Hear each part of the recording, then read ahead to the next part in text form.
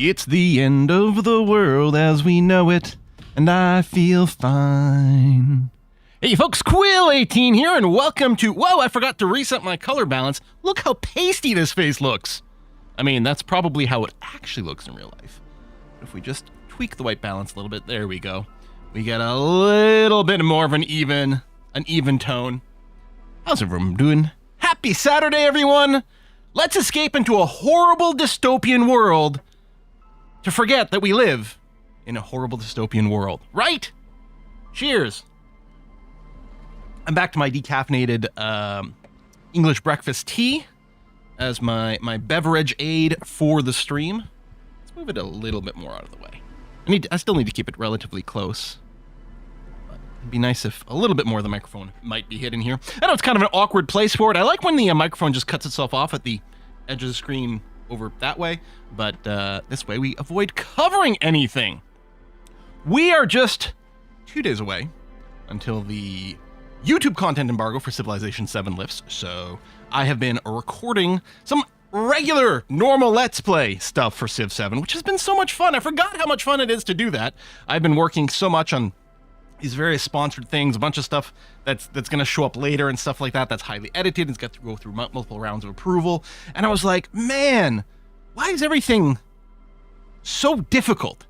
And then yesterday, I just recorded a bunch of Civ 7 Let's Play, just regular gameplay, and I was like, oh, right! I forgot that it's really fun to just do this stuff. So that's nice to see. Hey, Plem. Glad you could be here live. It's always a hoot. The further the game goes on, the better it is, as Harry's identity is more solidified by the player. I suppose that's true, yeah.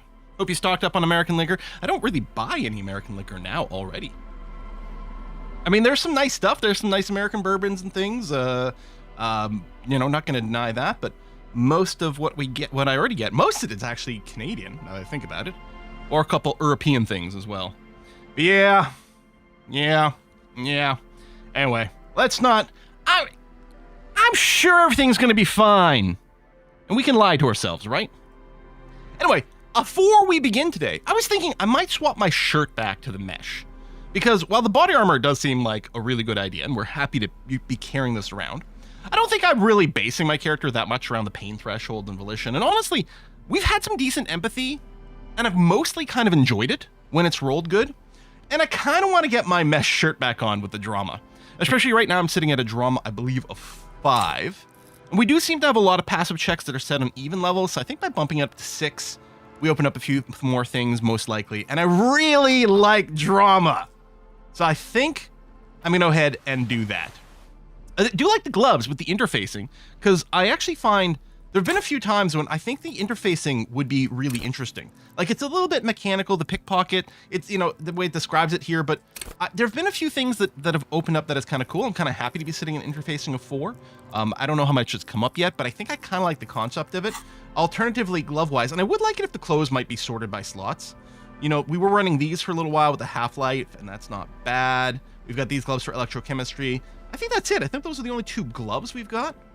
And I mean, this is a net of 2 instead of nets of 1. And I think I like interfacing, so I'm going to keep the armored gauntlets on. But I think we're going back to the mesh shirt. Volition down to 3 now. Yeah, I think that's fine. We could consider... We might bump Volition up to an even of 2. Part of it is because it's being brought down by our damage, because our willpower is relatively low right now. We do get a bunch of free willpower from things, although maybe what I'll do is I'll put 1 dose in it, which does bring the Volition back up to a 4. We'll put 1 dose in it, because whenever we succeed at a composure check of any kind, even a passive one, I think, it bumps your morale up by 1. And if we fail at certain types of red checks, we also get that. We're low on health, and I think that might not be the end of the world. And we're sitting in endurance of 1, it's probably okay. Again, we get some free reloads when we heal and stuff, or when we rest and stuff. I don't know, I could consider putting 1 in. I'll leave that in there, but I should probably go to Frita and buy a couple of healing items. But we're going to leave it be for a tiny bit longer. We'll see. I meant conceptualization. I think I said composure, but I meant conceptualization, which we actually have, not a highest amount at a 4, but it comes up fairly enough. We don't have any composure whatsoever, but that's okay. I don't remember if we'd finished talking to this lady or not, so let's click on her and see what comes up. Maybe? Maybe? Hello? Hello again. Okay, that was weird. I guess we hadn't finished because we hadn't even asked this person her name yet. Acele. Acele. I don't think I've ever heard that before. Not every name in this game has been, you know, a real life name, but a lot of them have been, and especially some of them are from, you know, various other like nations and stuff like that. Acele is different. I mean, growing up, I knew a lot of Adele's, very common French name, and of course now everyone knows it from the singer. But Acele, I did have a little bit of a meltdown in front of her. A little bit. My God, that was a fun interaction. And Acele, who? I'm not a young suitor's official police business. Settle down, Harold. And your surname? Why? It's for the paperwork. Is it though? I mean, I'm just curious. You know what? Fuck it. Why indeed? Forget it. Okay. What's that device you have there? You seem to be doing like sonar readings of the ice. This is a portable recording device. It's for field recording. Low quality, but still. And the wires? Actually, just one wire. I picked on it till the braiding came loose. The wire leads to a contact microphone. What's a contact microphone? A contact mic records sounds from inside things, like this ice. Your mangled brain would like you to know there is a boxer called Contact Mike. Okay. I don't know why that's relevant, but sure. Yeah, any news on my wife's name? How about my mother? Fuck it. No. Okay. You're welcome. Thanks. Does this have anything to do with Contact Mike? You know, Harry's odd, but it doesn't seem like the right brand of oddness. You know, like, hey, how'd that thing work? The mic? I don't exactly know. Somehow it doesn't pick up vibrations from the air. The book said it only picks up structure-borne sound, if you like technobabble. Okay, fine. Anything to do with Contact Mike? Yeah, I record stuff with it. No, I mean, forget it. Sure. Where'd you get the mic from? Same place I got the recorder from. The Palaceum. Probably a hangover from Geneva. What's the Palaceum? Oh, man. You haven't been to the Palaceum? It's the coolest place in this whole drug-addled shithole. It's a music club and a synthesizer workshop on Boogie Street in Jamrock. Oh, I'm from Jamrock, right? Musicians live Precinct there, 41? like real musicians. I once saw Arno van Eyck. Thinking about it really cheers her up. It's a long way from here, though. Sounds interesting. Who's this Arno guy? Oh, yeah. Guess you wouldn't know Van Eyck. Or really be a Palaceum-going kind of person. Accessory. Listen, I get down. I don't know what that means. I grind. I don't know what that means either. I'm hip beyond your years. Nor do I, but I have concrete evidence that I rock in the form of a wrecked tape player and a complete trashed hostel room. Yeah. That's cool. It is cool, right? Just know what to say. You're right. Time has deserted me. Sucks, man. Was there something else? About the contact mic, perhaps? Actually, you know what? No, I meant the boxer contact mic. No. This is a contact microphone. It's for recording inside solid objects. Contact mic just beats people up. You know, contact mic doesn't just beat people up. Contact mic is a role model. An entire litany spews forth. Yes, you heard, right? You should try to be more like Contact Mike, a successful athlete and inspirational figure who's overcome social, physical, and mental obstacles. And second thought, screw Contact Mike. He's not a champion. You are. Look at you here in front of a saggy tent, picking your nose to drug-addict music. The world of sports is in awe of your faith and dedication. Man, you are one weird cop. You have no idea. It isn't about me. It's about your lack of respect for one of the boxing's greats and yourself. I'd say I'm just about normal. Now, about that mic. Yeah, you know what? Lack of respect for one of boxing's greats and for yourself. What is it with you and this mic guy? Honestly, I have no idea. Okay. If it floats your boat, I'll be more like Contact Mike and less like me. Self-respect is not meant to float any boat, but your own. I'll keep that in mind for future use. Okay, I had some non-mic questions for you. Okay. What are you doing out here in the cold? Recording, I guess. What are you recording? I think I'm recording cracks in the ice. But there's no way to tell. Not without headphones. I think I just recorded your footsteps too. Not sure how that will sound. If none of you have ever been near a lake, when it's dead cold and dead quiet, the sound when ice cracks is unbelievable. The sort of echo and resonance. It's a sound unlike anything else. Really, really incredible. And it can happen a few different ways. I mean, mostly sort of in response to the temperature shifts, but it can kind of go either way because the ice is expanding or contracting. And it's got different resonances depending on how thick the ice is or how hard it was, depending on how cold. Really, like, eerie sounds.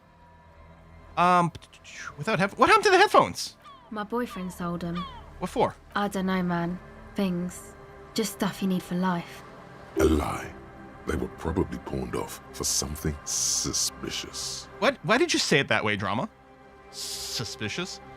And what are these recordings for? The cracks, the footsteps? The musicians in the Palaceum used them for making music. Oh, you're sampling! They looped the stuff, cutting the tapes together. They make music out of cracks in the ice and keys jangling. Crazy sounds like that. It's hard to explain. Anyway, I thought I'd make some too. It's supposed to be, like, a music place anyway. I don't really know what I'm doing. They use synthesizers too. I don't have a synthesizer. She looks at the recording device. The thing she thought would fill her hours with joy and escape. God damn it, we just broke her. It's turning out to be an empty fantasy.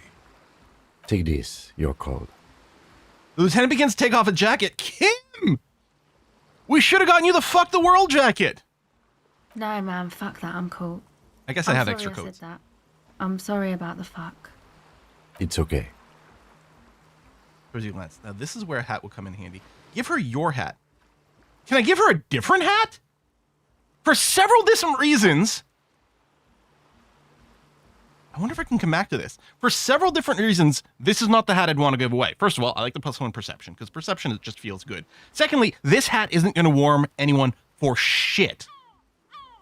What I need to do is give her, like, the beanie, which would be nice and warming. Oh, hey, Pravis. Nice to see you again, buddy. Oh, crap. I wonder if I can get back to this. Yeah, conclude does seem final. I mean, I might be able to come back to it. I don't know. I guess I'll say no. This is where a hat would come in handy. I think you have to I don't have to go through all this. Fuck it. Yeah, maybe you were right about the hat. What's it supposed to be? You said it's supposed to be a music place. What is it? That? The boys think it could be a place, like the Palaceum or something. Stupid. It's really not going to be a Palaceum, that's for sure. The boys? Yeah. Andre and the guys, they're inside. Oh, there's people inside the tent. And why is that? Why are you freezing out here while the boys are inside? They got too much stuff crammed in there. No room. Stuff like what? Music stuff, mostly. Like this tape recorder, but bigger. And there's piles of it. You mean like those headphones your boyfriend sold? Yep. They were pretty. I'm sorry we sold those. Why not just leave some of it outside so you don't have to freeze? That stuff is more expensive than I am. More expensive than any of us. What if she needs perception too? Doesn't matter. I can take the cold. This doesn't make any sense. All right, I'm going to do this. Maybe it's possible to come back. But in any case, nothing about giving her the visor makes sense. Because it's not going to keep her warm. So I had some other questions. Go ahead.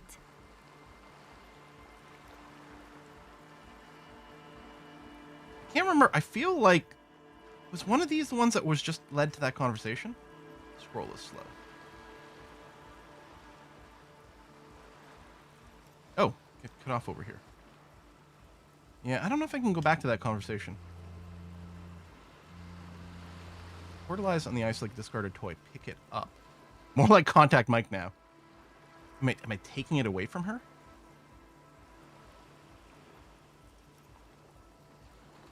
Okay, let's roll. Think you would give her the Hoba hat anyway? Tell you what I'm gonna do. I can save. We got an auto save from... Oh no, this is our last session here. Which is annoying. Just in case I can somehow get back to it. Like, the orange bum hat seems like a perfectly good warm one. There's also, this Peepo hat.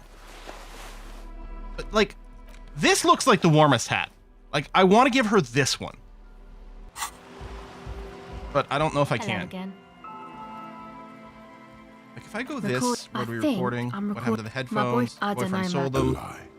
The Recording musicians this, just anyway. not. Oh no, we are getting back here. Looks at the record. Take this. No, man. It's okay. Yeah, give her her hat.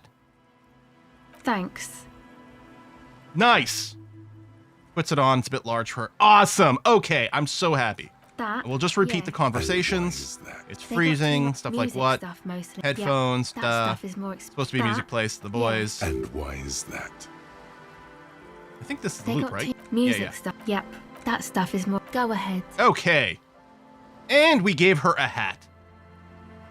I think 92% is actually the best we can do, but I don't think I've got an empathy hat, right? Like, that's logic perception. No, we're gonna put our visor back on. Perception visor. I'm going to save again. I'm so happy I could repeat it. Because, like, what it should have done is open the inventory of all my hats and let me choose one. Okay, let's do this. Tape recorder lies on the Acele discarded toy. Pick it up. The device is still warm from her touch and heavy as a brick from the batteries inside. Putting on my The empathy hat. logo, Omicron, adorns its yellow plastic cover. Inside, the tape is rolling.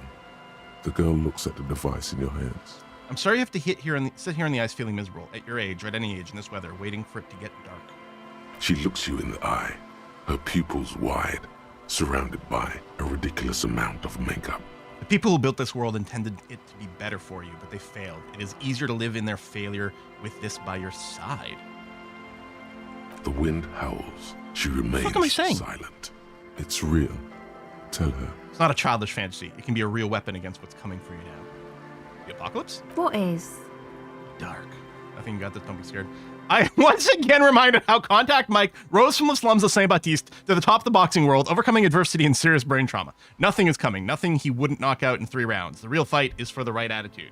I mean, the apocalypse cop in me, and just like the drama cop in me, wants to say the dark. On the other hand, the Contact Mike stuff has been fairly entertaining and honestly might be motivational for her. So I'm going to say Contact Mike bit. I can't believe this turned into another mic thing. Me either, honestly. Fine. Okay, I'll stick to it. Takes the device I'll from you. knock it out in 3 rounds. Yeah. Something changes between you two. She looks at you differently now. As an equal. A fellow human being. Might be the only person in the game who looks at me as a human being. So thanks, I guess, for the psych session. Maybe I can return it. What's been eating you, officer? Tell me more about this music place you've been planning in the church. It's supposed to become like a club for anodic dance music, like that new style of synthesizer stuff they play at the Palaceum. I don't know the word anodic. Now, it might be something just invented for the game, but it might also just be something real. Except that, yeah, She looks at the old wooden church up on the poles as a mean wind comes bellowing in. The 6-story structure lets out a doleful shriek. The floorboards are twisting, and the shooting beams are slowly cracking, like bones. Far east of the Golden Delta, beyond the industrial port, there is a black patch of unlit coast with the smallest creatures on the ice. There will never be a club for anodic music here. Damn! Not in a million years. What is anodic dance music? you know, anodic, cathodic, music that's made Right. of electronic instruments. Okay, because I know anodes and then cathodes over here, but anodic didn't really vibe with me. But all right, that's what they're just saying. They're referencing electronic stuff. Electronic instruments like what? Synthesizers and tape consoles, microcomputers too. Anything that uses Anodic is like electricity, EDM. but isn't Oh, guitar. ADM, anodic Also dance music. sounds, stuff like that. Right. You see clear, beautiful, violent flashes of light. Light cutting through a smoke-filled darkness. Dude, That is what the future will look like. If it ever comes. there is no future, only the apocalypse. So you want to turn the church into a club? That sounds awesome! I know. It's not my idea.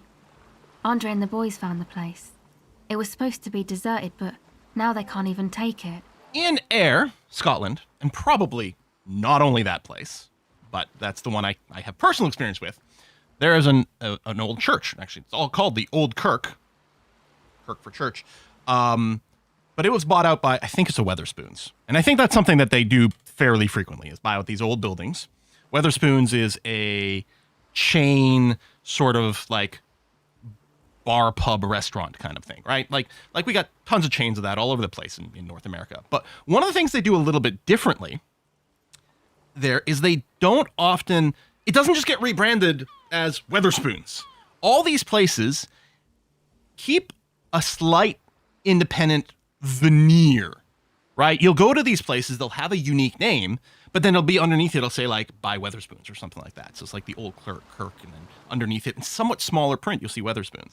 And so these are all, I mean, they're all chain places, but there's this veneer of independence and difference. And they might have slight variations in menus and different vibes. Anyway, this one in Ayr, Scotland is really this old church. And it's kind of amazing. Like you walk in, you're in the main area, all the pews have been removed and replaced with regular tables. But there's still like the elevated sort of, I don't know, altar area. I think that's where you go and get your sauces.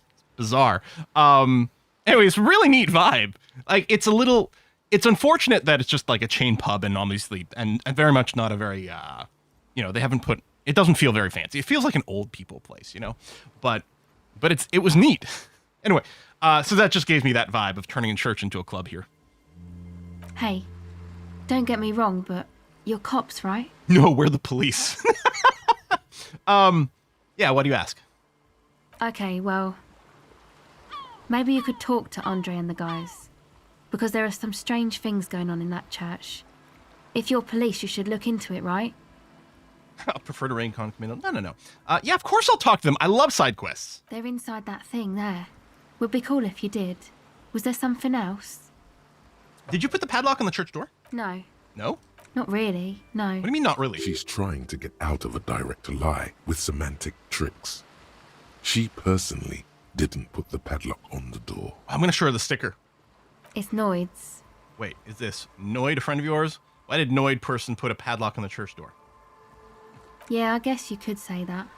To keep more weirdos from getting in. Fucking Martinez. I'm sorry. It's got the worst weirdos. If you Yeah, get look at me. around to it, ask Andre about them, he'll tell ya. All right, enough about the church. I had another question. Go ahead. No, I think I'm done.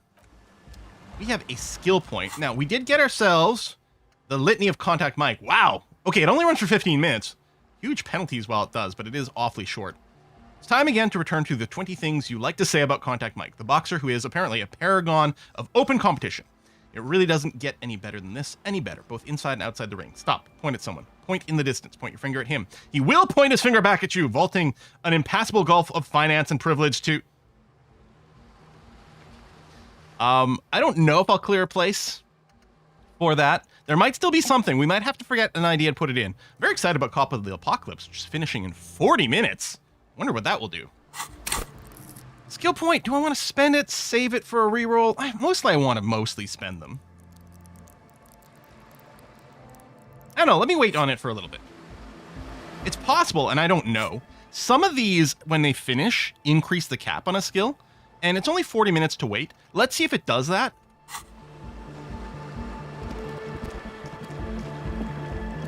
Oh, I can lower the bridge, too. I'll go inside the tent in a second.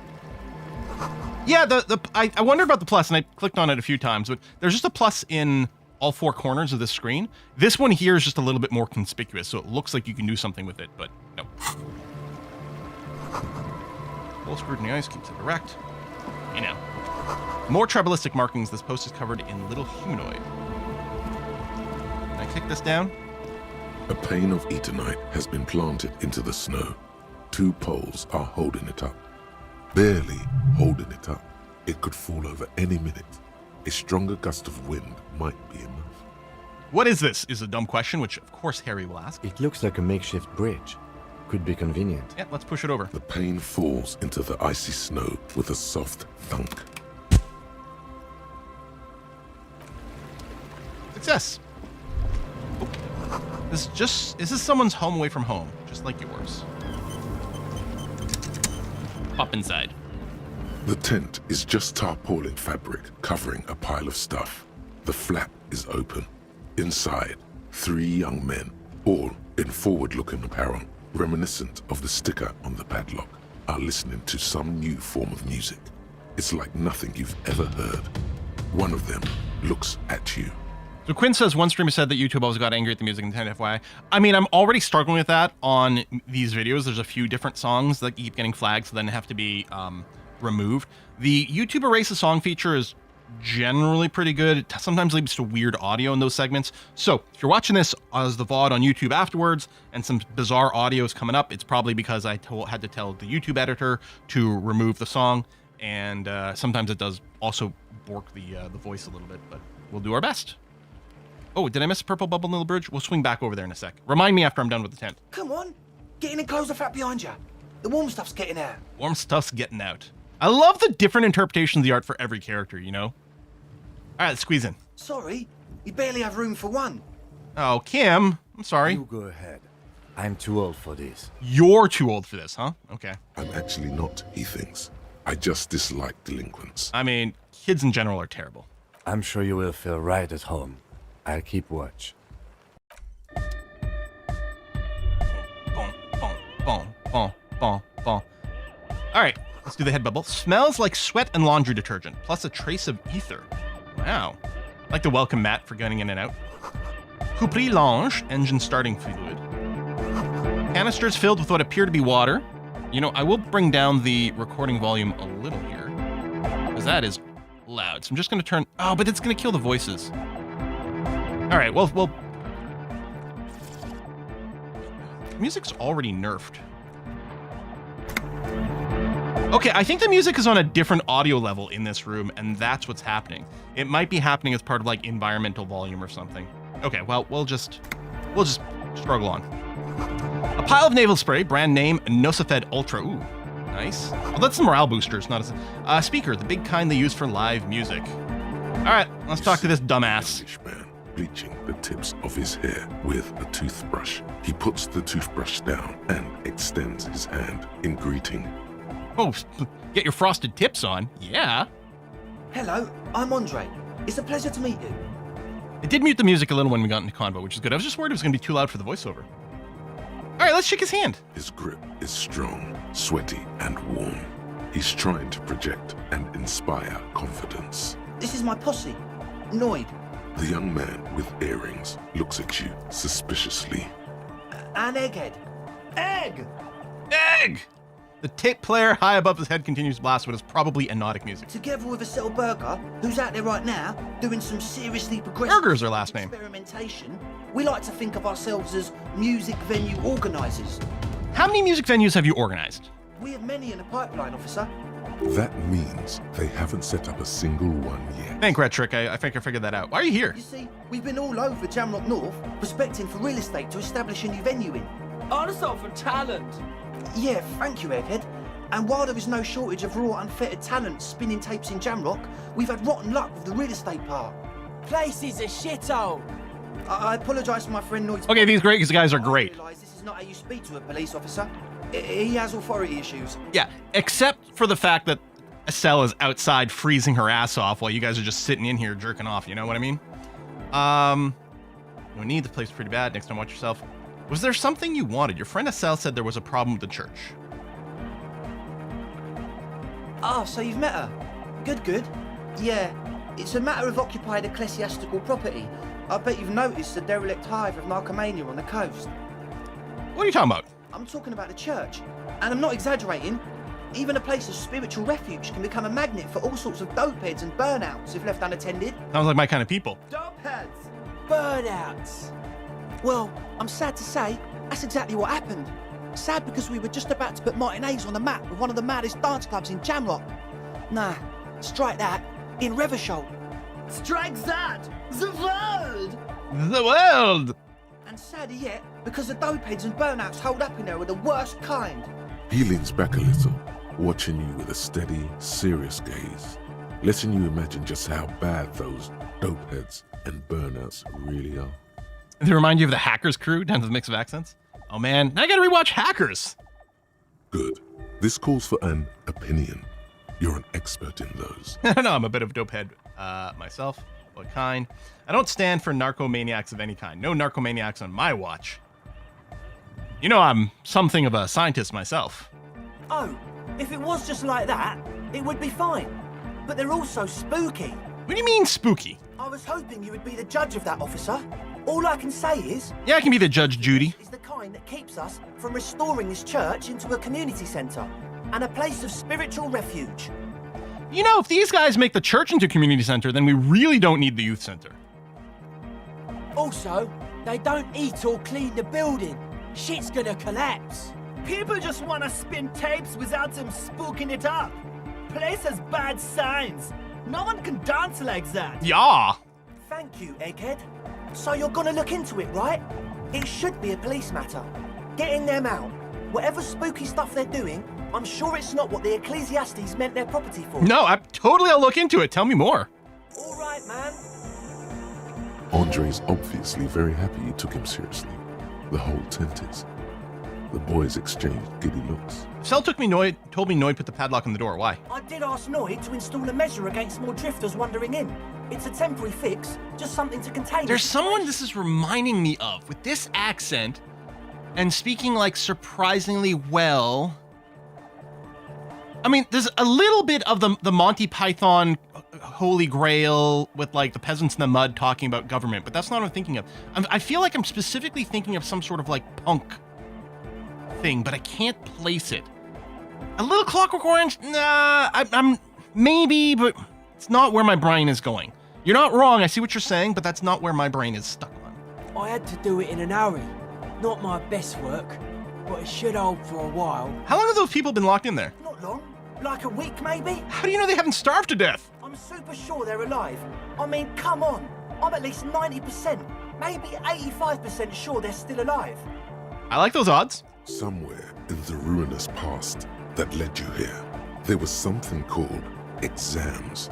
You may have learned the term involuntary manslaughter. Yeah, Andre, do you know what involuntary manslaughter means? Yes, I do. I listen to Channel 8 all the time.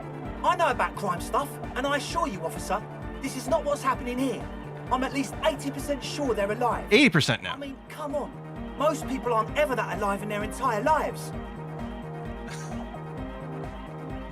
Yeah, no, I catch your drift, actually. I knew you'd get it. You're one smart cop. All evidence to the contrary, but I get by. Now, where was I with that padlock? He nods attentively, ready to answer the questions of one smart cop. Yeah, I need the key, buddy. Of course.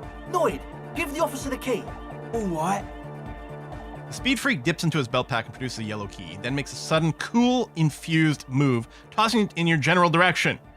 Be the cool cop. Catch the key as it flies towards you, or let it fall to the ground and then pick it up like a normal adult person. No, what's going to happen is we're going to try and fail, and instead of being a cool cop, we're going to be like the dumb-looking cop. We're like, whoa, whoa, whoa, whoa, whoa, whoa, whoa, and then it goes flying, and it's even like harder to pick up. And then we got to lean over something awkwardly. Yeah, so that's what we're going to do. It's as if time has frozen somehow. You think you can sense the key moving in the air. Yeah, this is going to be way cool. Critical failure. But luckily, failing a red check on the physical axis does heal us 1 health, so that's good. Don't ruin the cool by overdoing it. Raise your hand in front of your face with minimal effort. Blam! Straight in the eye. Straight in the old eye orb. In the looking ball. Well, it's a good thing we healed the extra hit point here. I really got to go and get myself some meds. A stabbing pain. Tears stream uncontrollably from your right eye. Ouch, goddamn asshole, what is wrong with you? Can't you see I'm in pain now? Man, I'm super sorry. That was totally my bad. I got overexcited. Threw him too hard. Now give me some of your speed. He looks like he's genuinely sorry he didn't throw them better. I'm sorry, Ben. You're facing a mockery of his use of contrition. You almost murdered me. I'm a cop. That's use of deadly force. I really Things are am sorry, escalating man. quickly. Just take this, okay? Pulls out some black paper from his belt pack. Wow, looks like there's quite a lot there. It's money. Yeah, no, of course I'm going to take the money, for crying out loud. What am I going to do? Turn down cash? Have you watched any of this Let's Play? That's the least you could do. Take the money. I hope that settles it. $25! Holy shit! We almost have enough to go and buy those foam pants, I think, from Kuno. Not that I think I want to give Kuno any money. I don't know what he'd do with it. The key? Cautiously hands you the yellow key ring. Oh, did he pick up the key after throwing it at me? He is shifting in his spot, uncomfortably, still feeling sorry for the mishap. We were talking about the padlock, I think. Yeah, any other... Oh, yeah, I got other questions. Sure, man. Tell us what you want to know. Let's do it. Who exactly are these people inside the church? Truth is, I don't really know. None of us do. Sometimes failing's the right choice. Not that I did a choice, but... Seen the glimpses. Failure's better than success. Classic Disco Elysium moment. Yeah, we wouldn't have gotten the $25 otherwise. You haven't even seen them and you want the police involved? Well, there's also the machinery. What now? This machinery is of the deeply mystical variety. When I first scouted the place, back in February, it was abandoned. empty. Took some time getting the crew together. So about 2 weeks ago, we came here hoping to set the stuff up. Suddenly, there are all these strange machines lying around in there. It might be really good if we got the interfacing gloves on. One of them has wires running into bowls of water. Wires into water. Never seen anything like it. Are they doing like electrolysis or whatever? Are they trying to get hydrogen out of the water? Andre, tell him about the feeling. The feeling? Oh, and it felt like there was something in there with us, watching us from the dark. Feels like something's watching me. No, the other one. Which other one? I'm not as in tune with my emotions as you are, Ed. I love these guys. They're like, emotional intelligence is actually fairly high. And I love the German accent on Egghead here. Makes me think of the nihilist from The Big Lebowski. Felt like silence. Awful silence. For this man, even regular silence is awful enough. But that was something greater. We haven't physically seen anything. Not exactly. We've just seen someone who we think is a woman go in and out of the church. A couple of times. And we felt someone or something eyeing us inside. But that's kinda it. What was that about something watching you? Like you aren't alone, you know? Mm-hmm. It wasn't quite human, if you know what I mean. Not human, as in a ghost. Do you know what he means? It was this dark shape climbing upside down along the ceiling, like some kind of crab man. Yeah, you know, the way it was climbing up and around the ceiling, like a crab. Yes, as crabs often do. I'm always, it's actually a real big problem in our house. We've got a ceiling crab infestation. It's so frustrating. It was stalking Acele, exhibiting ambush behavior. Odd. Crabs are usually marine creatures and not known for climbing walls. You know what? Just ambush behavior. Mm-hmm. Crab man. Yep. Mm-hmm. Uh-huh. Crab man! Crab man! Yeah, totally. I mean, I didn't personally see it. Acele was alone that time, but I believe her. If she comes out running and says there's a crab in there, there's a crab in there. You should ask her about it, but be nice. Don't tell her you don't believe in the crab. No, man, I totally believe in the crab. The implications of this are too numerous to consider. Proceed with caution. Learn all you can before entering that dark building. Sure. Can you tell me more about this machinery? You should talk to Noid about that. I just got a distinct burnout and dopehead sign from them. Probably jacked up to some snuff station too. Probably, very likely. Yeah, all right. We'll talk to Annoyed. With a small surge of PEA, alertness fills you. As if to say, this is a dark corner. Look behind it. Jacked up on some snuff station? It means like one of those rich boy private radio stations where you can listen to people getting killed on and jerk off to it. Sick shit. We seem to run into this concept in a lot of games. When we're playing Vampire the Masquerade Bloodlines, for example, in Act 2 or Act 3, there's like some snuff tape stuff, I think. Cyberpunk has their BDs. Not that we would know anything about that. Noid just likes to relay stuff. He appears sincere enough, sire. You could, of course, be wrong. We're getting derailed here. In short, you can tell to Noid about the machines. He'll tell you more. Okay, so how can you be sure they're burnouts and dope heads if you haven't seen them? Well, honestly, I can't. But I am. Mm-hmm. This is a below-feeble attempt at avoidance. Basically, he is attempting to weaponize idiocy. Wow, you can't, but you do. I should add weaponized idiocy to my own repertoire, as if I haven't already. I'm a fucking expert at it. But yeah, I've played Bloodlines. I believe the VODs are on YouTube. Hopefully. Hey Let me now, I'm 70% sure they're substance abusers. This guy and his statistics are really entertaining. Playlists. Vampire the Masquerade Bloodlines. Yep, there we go. View playlist. Shush Quill from the past. That's from 4 years ago. I go and copy video URL and paste. There we go. There's Vampire the Masquerade Bloodlines. That's another game that potentially has music issues on YouTube. You have to like replace the music in the game, which I think I did, which meant we didn't get all the coolest built-in music, but we didn't get flagified all over YouTube. Don't let all that technology fool you. Or I should post it Where do you in think the YouTube drugs chat as come well. from? Technology fool you. Where do you think the drugs... Okay, let's talk about something else. Sure. What? You mentioned some kind of ecclesiast to own the church. What are these Oh ecclesiasts? yeah, that's a meteor and name for the founding party. Thought it'd be cool to use it.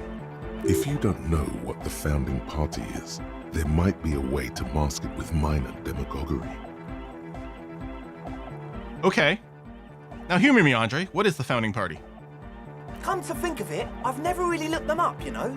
I can't give you a precise definition, but they're a very powerful religious organisation. And? And they have roots in ancient mass society. And they're the custodians of the Pericarnassian church. Plus, they anoint the innocents. They, like, made the innocentic system, no? Huh. Now, Andre, in your opinion, would this ancient religious organization who appoints the innocents want a club for anodic music in one of their churches? Sounds like exactly the kind who would want loud anodic music in their church. You're right, they do. Oh, we got a breakthrough. For the Apocalypse Cop. Without the slightest hint of irony. The Pericarnassian church is about love. Yeah, man. Nordic music is about love. I got love for my Pericarnassian posse. Love is the relay out of death. We dance. We dance. He finally shakes the tape player as if to see if he can break it. Love is hardcore. Love is hardcore. Unity. Unity. I mean, I'm more of a Godot person these days, but sure, Unity's good too. Make some noise for my Insulindian posse. Turns the volume up, then looks at you with a knowing nod, as if it's obvious you will now break into dance. You feel it. The anodes and the cathodes coursing through you. Your big toe starts tapping along to the bass, as if testing the waters. Yeah, no words. Enjoy the beat. Nod your head. Feels good. I don't quite understand what you're talking about, though. What's a posse? Your posse's like your people, man.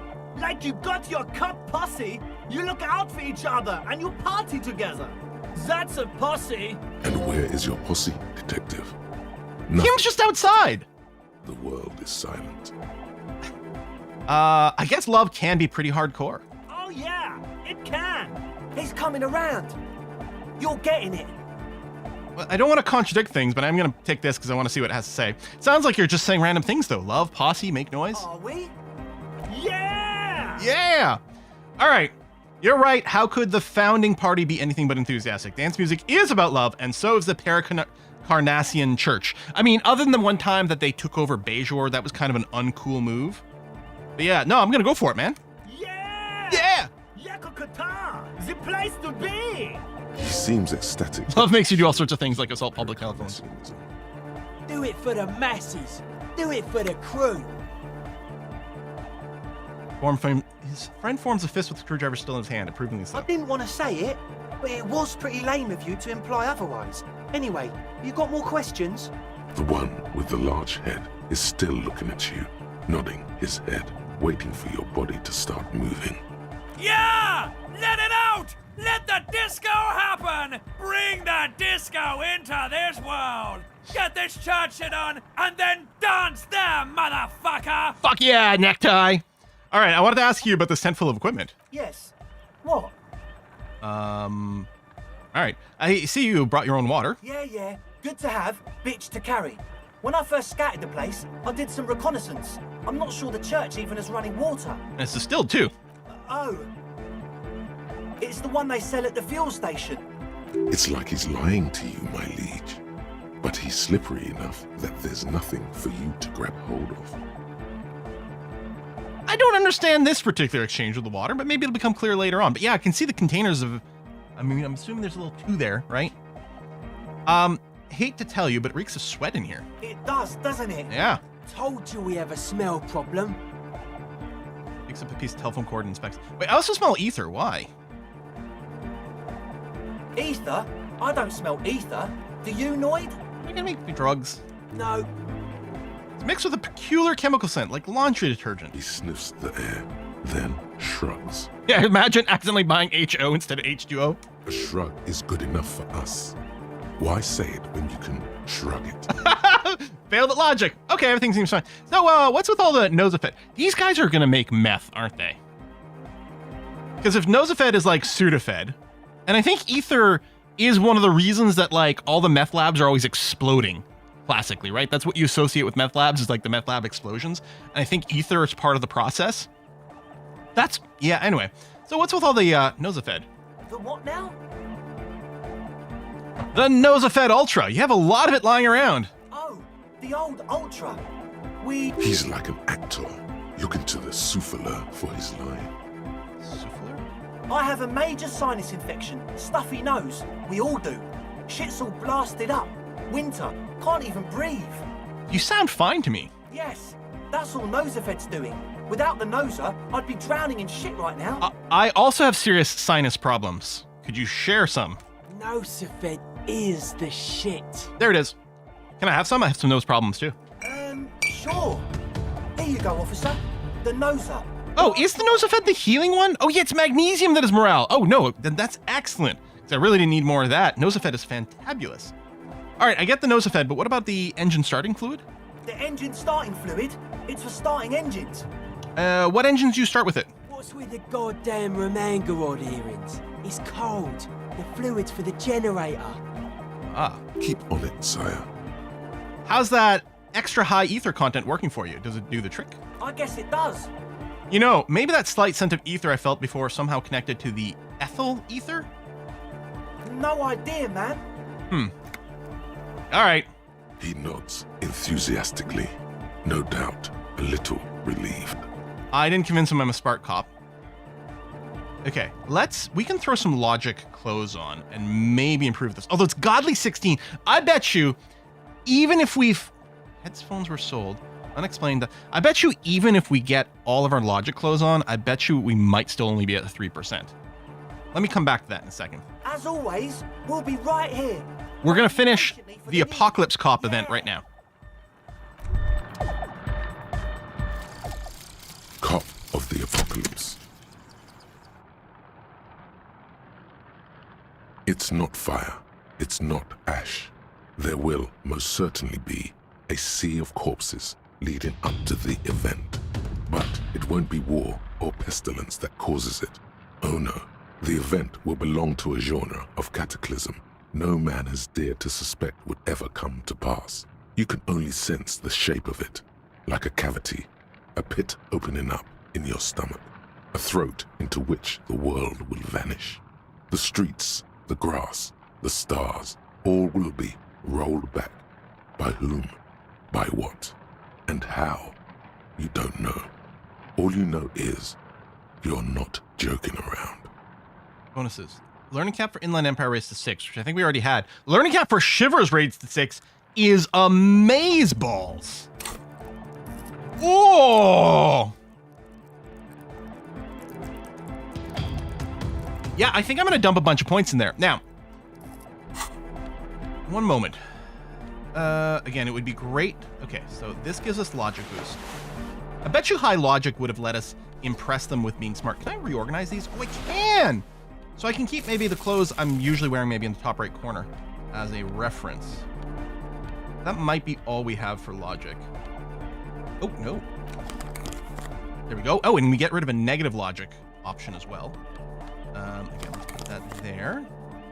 So we're to find our regular stuff. Oh, and this jacket. Okay. What's our logic sitting at? God damn. Total logic is now 8. We have a -1 from our thoughts. Okay. And yeah, in terms of skill up, I'm gonna go and max out Shivers. 100% I'm maxing out Shivers, so I'm gonna put the point in there now. Done. Done. We're not worrying about optimizing our marine rolls. That's fine. Let me talk to you again. So, 72%, baby! Okay. No, I haven't played Planescape Torment, and it is actually a gamer sin, especially as an RPG fan like myself. It is a sin that I never played Torment. Let's do this! Smoke for logic. Yeah, as always. Right. If we go and have our last cigarette here, we'll get a plus to intellect, right? Which is clear logic. Just gotta find the weird click point for it. Oh, I had it. There's like 1 pixel where it lit up. Why is this so cursed?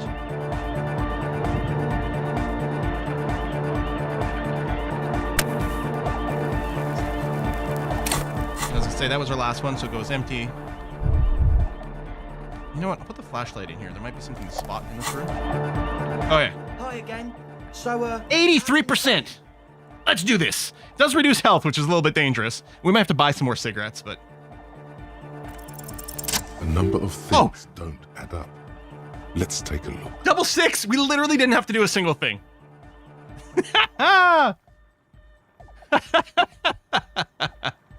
How about... Yeah, going back to Baldur's Gate 3 or Baldur's Gate 2 is highly desirable.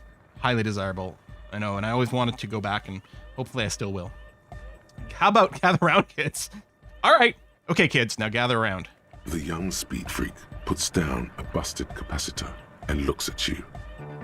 The one with the large head seems very enthusiastic about whatever you have planned. Third time Quill got double 6s on a 80+% roll. Their would-be leader is less amused. Sometime in the past, I'm not sure when and where, but betrayal was involved. I fell sick and became the shadow you see now. But before that, I have reason to believe I was a police detective. But you still are. Sorry. I have finished Baldur's Gate 2, Cole. There is a Baldur's Gate 2 Let's Play on the channel, which hasn't been completed. It's been on hiatus for about a year now. I do want to go back. I still have the save. I haven't touched anything, but I want to finish my playthrough of it. Yeah. Or my Let's Play of it. I have finished it. I never played, I can't remember what it's called, but the big expansion to Baldur's Gate 2 that is almost like the part 3 of the series, I never did play that one at all. Thank you for your kind words, but everyone in here sees I'm a disgrace to the uniform. Okay. You know what? I was good enough in the job to be awarded the rank of Lieutenant Efrater. I could have been a captain. Imagine that. In fact, I've been offered it twice. What happened? Disco happened. It smelled so impossibly sweet. Life tore me a new asshole. I did. I happened myself. I don't. You know what? Fuck it. We're gonna still try to be kind of a little bit cool in front of these guys. Disco happened. I've been trying to say we need the next step in dance music to happen fast. Yeah. Shut it. What? I have. I've said that. Now, obviously, that might as well have been 1,000 years ago, but there's still some detective left in me. The young speed freak is silent. He senses something is wrong. This isn't the makings of a club. It's a tent full of laboratory equipment for manufacturing drugs. Dun, dun, dun! I have no idea how you arrived at that conclusion, but it's wrong. Look, we even have speakers. Uh-huh. One speaker. They have one speaker. Where's his friend? Did he lose his friend?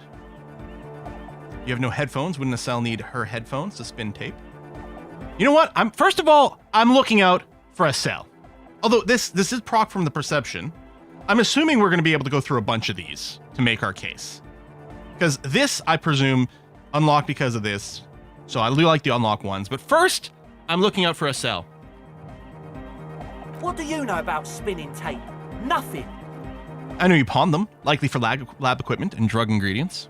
I'm sorry, but there is no lab equipment and no drug ingredients. Now, what about this speaker? Where's his friend? Who's his friend? You need two to make it stereo sound. What do you mean, friend? The other speaker, you only have one. It's a one-speaker system. It's monodynamic. You wouldn't know the first thing about sound reproduction in anodic music. Other speaker. Yeah, why don't you go reproduce yourself, buddy? This may be the brain damage talking, but you've definitely never heard of monodynamic or one-speaker systems. Listen, that nose effect is here for its active ingredient. He said it was for his nose. What more do you want? Likely pseudoephedrine. Uh-huh. Almost exactly the shape of ephedrine. Ephedrine makes you happy, and so does pseudoephedrine. The distilled water, a cornerstone of a clean lab. I mean, kudos to you guys. Keeping neat. And of all cellular-based life. You like that, Green Elite? Point, Lawbringer. And the ethyl ether from Couprilange, a solvent. Good for getting acting agent out of a solution. Make up your mind. First it's the sweat, then it's the ether. Oh, does ether smell like sweat? I've often heard it described that a sign that, like, a neighbor or something is, like, running a meth lab is the smell of, like, cat piss. But maybe the sweat is sort of an overlapping kind of vibe. There's no need for me to pile on anymore, is there? No shit. In short, you tried to use a police detective to set up a drug lab. That's...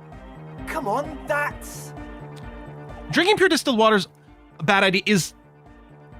drinking to an excess or exclusively distilled water is a bad idea, but by itself, some of it is fine. The issue is that if it's pure water because it doesn't have any electrolytes or you dissolve minerals at all, what it's ultimately doing is leaching some out of your system. But it all depends. If you're just drinking that in a vacuum by itself, then yeah, that'd be a bad idea. Having a glass of distilled water is not going to kill you in any way whatsoever, as far as I understand.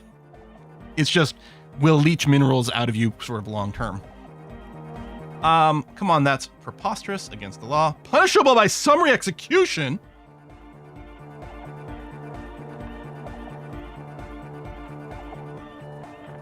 Against the law? Three's hilarious. I bet it is. But we don't have a gun. Kim's outside. Although Kim's outside, so we could go and be like super hardcore about it. Maybe we can get some more stuff out of these guys. It's against the law. I meant to say, not true. Uh-huh. So, what are we gonna do with you? What do you mean, do? There's resignation in his voice. He's almost ready to drop the act.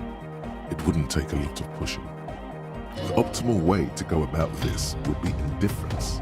It begins by you telling him you don't care about any of this. Law and style, first tell me everything and pass judgment. Tell me what's really going on. We'll work from there. Can be lenient. I don't really care. I just want to crack the case. Do what I want and you win. So, empathy is saying push a little bit more, which is probably this. And suggestion is telling me, be nonchalant about it. I bet you these are both paths. And to be honest, I don't really care. I did just want to crack the case.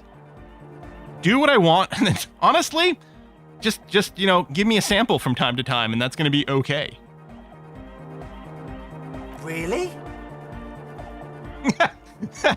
Of course not really. I'm a cop. Now tell me what's going on immediately. Honestly, I love the whiplash. Who else? Audible clank as he lets a wrench drop into his toolbox. Not calling back up and hauling off to the pen first starts. Haven't you heard? I'm the dirtiest cop this side of the river. I'll make life hard for you using every connection I got. We'll see. Now speak.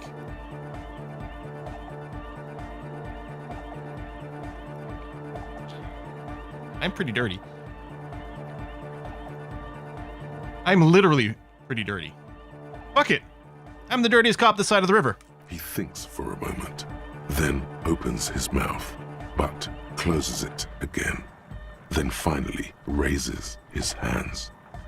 Things are just way too hard for an entrepreneur in this city. It's not like we're not going to turn the church into the wickedest club in East Reversholt. Uh-huh. Because we are! We totally are! We just got to turn it into a speed lab first. To get our foot in the door. And why did you need me? Like I told you, spooky arseholes moved in while I was getting all this stuff together. A month ago, the place was empty, and now it's all spooked up. They're not really spooky, are they? No, man. They're spooky, all right. It's just that they would also probably call the police if we started cooking speed in there. Good news, the police is already here. But the sign was way off, too. I couldn't feel... I'm going to do this for Egghead. I like Egghead a lot. Actually, I kind of like them all. I don't like that they were jerking me around. But honestly, of all the people I've met in the game, they are definitely up there, right? So, what now? Give me your cash. Ask for a bribe first. Pack up and report to Precinct 41. Arrest them. No! I lost. Don't want to see you again. Evict them. Let's do this clean. No speed lab, just a club for hypnotic music. It wouldn't work without the lab. Do what you have to do to keep the club alive. I have to look into the spooker situation before I can decide what to do with you. I mean, 6 is actually entirely fair. I also do just like this. Like, listen, I'm not personally, obviously I am a apparently consumer of some of these products, but I don't think it would be good for the overall community to set up a drug lab. I actually really like the idea of a somewhat healthier club for the community, which actually would be kind of cool. Here's the thing. I feel like Egghead really is just in it for the music, and I kind of feel his vibe. It's like, man, let's just do the music, It says ask for a bribe first, so presumably I could do this first and do the rest. I already got $25 off of Egghead, though. We do always ask everyone for money. We do kind of always ask everyone for money. And I feel like I can do this first. And then still the other. So fuck it. Give me your money. It wasn't Egghead who gave me the money. Oh, was it the other guy? Okay. Give me your cash. Come on, man. Really? Yep, that's the fine. The young man doesn't move. His earrings rattle from the tension. With his jaw clenched, And then I want to do the club. he says, No fucking way. Yes, fucking way. Would-be leader points at his friend. His finger shakes in the air. without a word, the other speed freak pulls a red wallet out of the toolbox and hands it to you. All right. Got $69 now. The disdain is palpable. His eyes pierce you like lightning as he lets go of the wallet. All right. All right. Now give me the rest. Ask for another bribe. No, that'll be fine. Let's do this clean. No speed lab, just a club for nautic music. Yeah! Yeah, see, Egghead's a fan. We're doing it for Egghead, baby. Young man's smile widens to inhuman proportions. His teeth beam in the floodlight. I knew it. The would-be leader drops his spiked head between his knees. It's impossible now. No, Andre, it's harder now. This hard cop has come to show us how much the fish is, and the fish is always so much more. We all know there was never going to be a club for nautic music with the speed lab. Now That's true. They would have just set up the lab, and then it would have been expanding the lab and expanding the lab and expanding the lab until it exploded and killed everyone or whatever the fuck, or they all OD'd. Absolutely. I'm Team Egghead all the way. So what's that about a fish? There needs to be a club for nautic music in there. Needs to. Everyone hates each other. Everybody hates it here. It's all just drugs and we're slaves and I can't. We are running out of time. We are literally running out of time. The apocalypse is coming. Let's just dance ourselves to the end. We need a win, Andre. I promise this will be a win. We won't cook speed in there. We'll do it clean. We'll do it true. We'll do it sober and real and beautiful. Yes! This will be a victory for the light. Yes! This will be nothing. Shivers! What the fuck, man? You can hear the ice crack underneath you. Don't be a buzzkill. Outside, the last century waterfront development is crumbling in the wind, a grape-shot row of falling houses. And so is Rue de Saint-Giraud and all the houses on Main Row. The old cinema is sinking underneath Villa La Bosse. I saw this and I read Vindaloo's and I'm like, ooh, I really want a Vindaloo. Nice and spicy. Maybe I'll order that tonight. Wait, does anyone feel that? What? Nothing. Let's call this incident crime prevention, but I have my eyes on you. Okay. We'll try to do it without the drugs. You can do it, buddy. We'll do a straight club up in there, spinning the maddest reels, and nothing but. I swear to God. Okay, Egg? From here on, it'll be straight all the way. Yeah. All right, that's it for now. As always, we'll be right here, waiting patiently for the news. Okay, let's go outside. We have to check if there was another little thought bubble over here that might have been missed. Looks like no. Maybe it's the one that I eventually got anyway. Okay, do I want to swap my clothes back? I mean, running around with high logic, quite interesting. Oh, right, I meant to directly talk to some people too. Yeah. Okay, let's get the drama.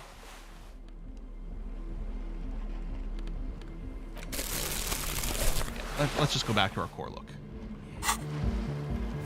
Go back in there and talk to the other two directly. I already lowered the bridge. Egghead, you're the best. Oh, that's Noid. This is I Egghead? want to discuss things with Noid. Oh, all right. Talk with Andre, and now you're going to discuss things with Noid. Good. All right. It's good you talked to Andre first. Gave me time to get a reading on your sign. Can't really talk to people before you get a reading. Mm-hmm. Sign? Yeah, gotta compare. See if we can align. That's interesting, I man. suck at socialising, man. Even now, our sign synchronisation is way off. But I'll see what I can do. Let's try a fast Fourier transform. I saw a sticker on the padlock. Can you tell me anything about it? I see some more stickers over here, too. You mean the yellow one? Can you describe it to me? Yeah. Interesting. He wants you to describe it, though he already knows what it looks like. Yeah, why describe if you already know what I mean? So I can hear you do it. Sometimes the outside gaze helps us reflect on things. Noid, don't bother our guests with your games. Piss off, Andre. Me and Mr. Cop are trying to discuss... I am art cop a little bit. You shouldn't talk like that. I don't mind a little foul language here and there. Cool. The ban on foulness. That's the moralist plot to alienate us from our bodily functions so they can control us more fully. You're goddamn right, Noid. Anyhow, what was the sticker like? Okay, it's a yellow circle, the human face, with X's for eyes and smile underneath. I think the X's mean the guy is dead. Good, good. What did you want to know? Was that right? Is it a dead guy smiling? What makes the sticker so modern? Yeah, no, it's the dead guy smiling. Yes, you're the 23rd person to get it right. And I've asked 23 people. Looks like it's a dead guy smiling to the entire human race. All right, what does that mean? He defeated history. We are living in the age of history, and in the eyes of history, we are always already dead. How can we ever smile then? Because history is a lie, and so are its deaths. Sure, man. Present moment and life are the hardcore. The hardcore expels death. Or maybe he's not dead. Maybe he's just really ecstatic about the beats. Or drugged out of his mind, come to think of it. Yeah, he could be drugged out of his mind. Or drunk. Or in a clinical coma. Or glad to be dead. But those versions suck. What makes the sticker so modern? Simplicity was brought to us by a classical soul artist modernism. But that was a tasteful, harmonious simplicity, right?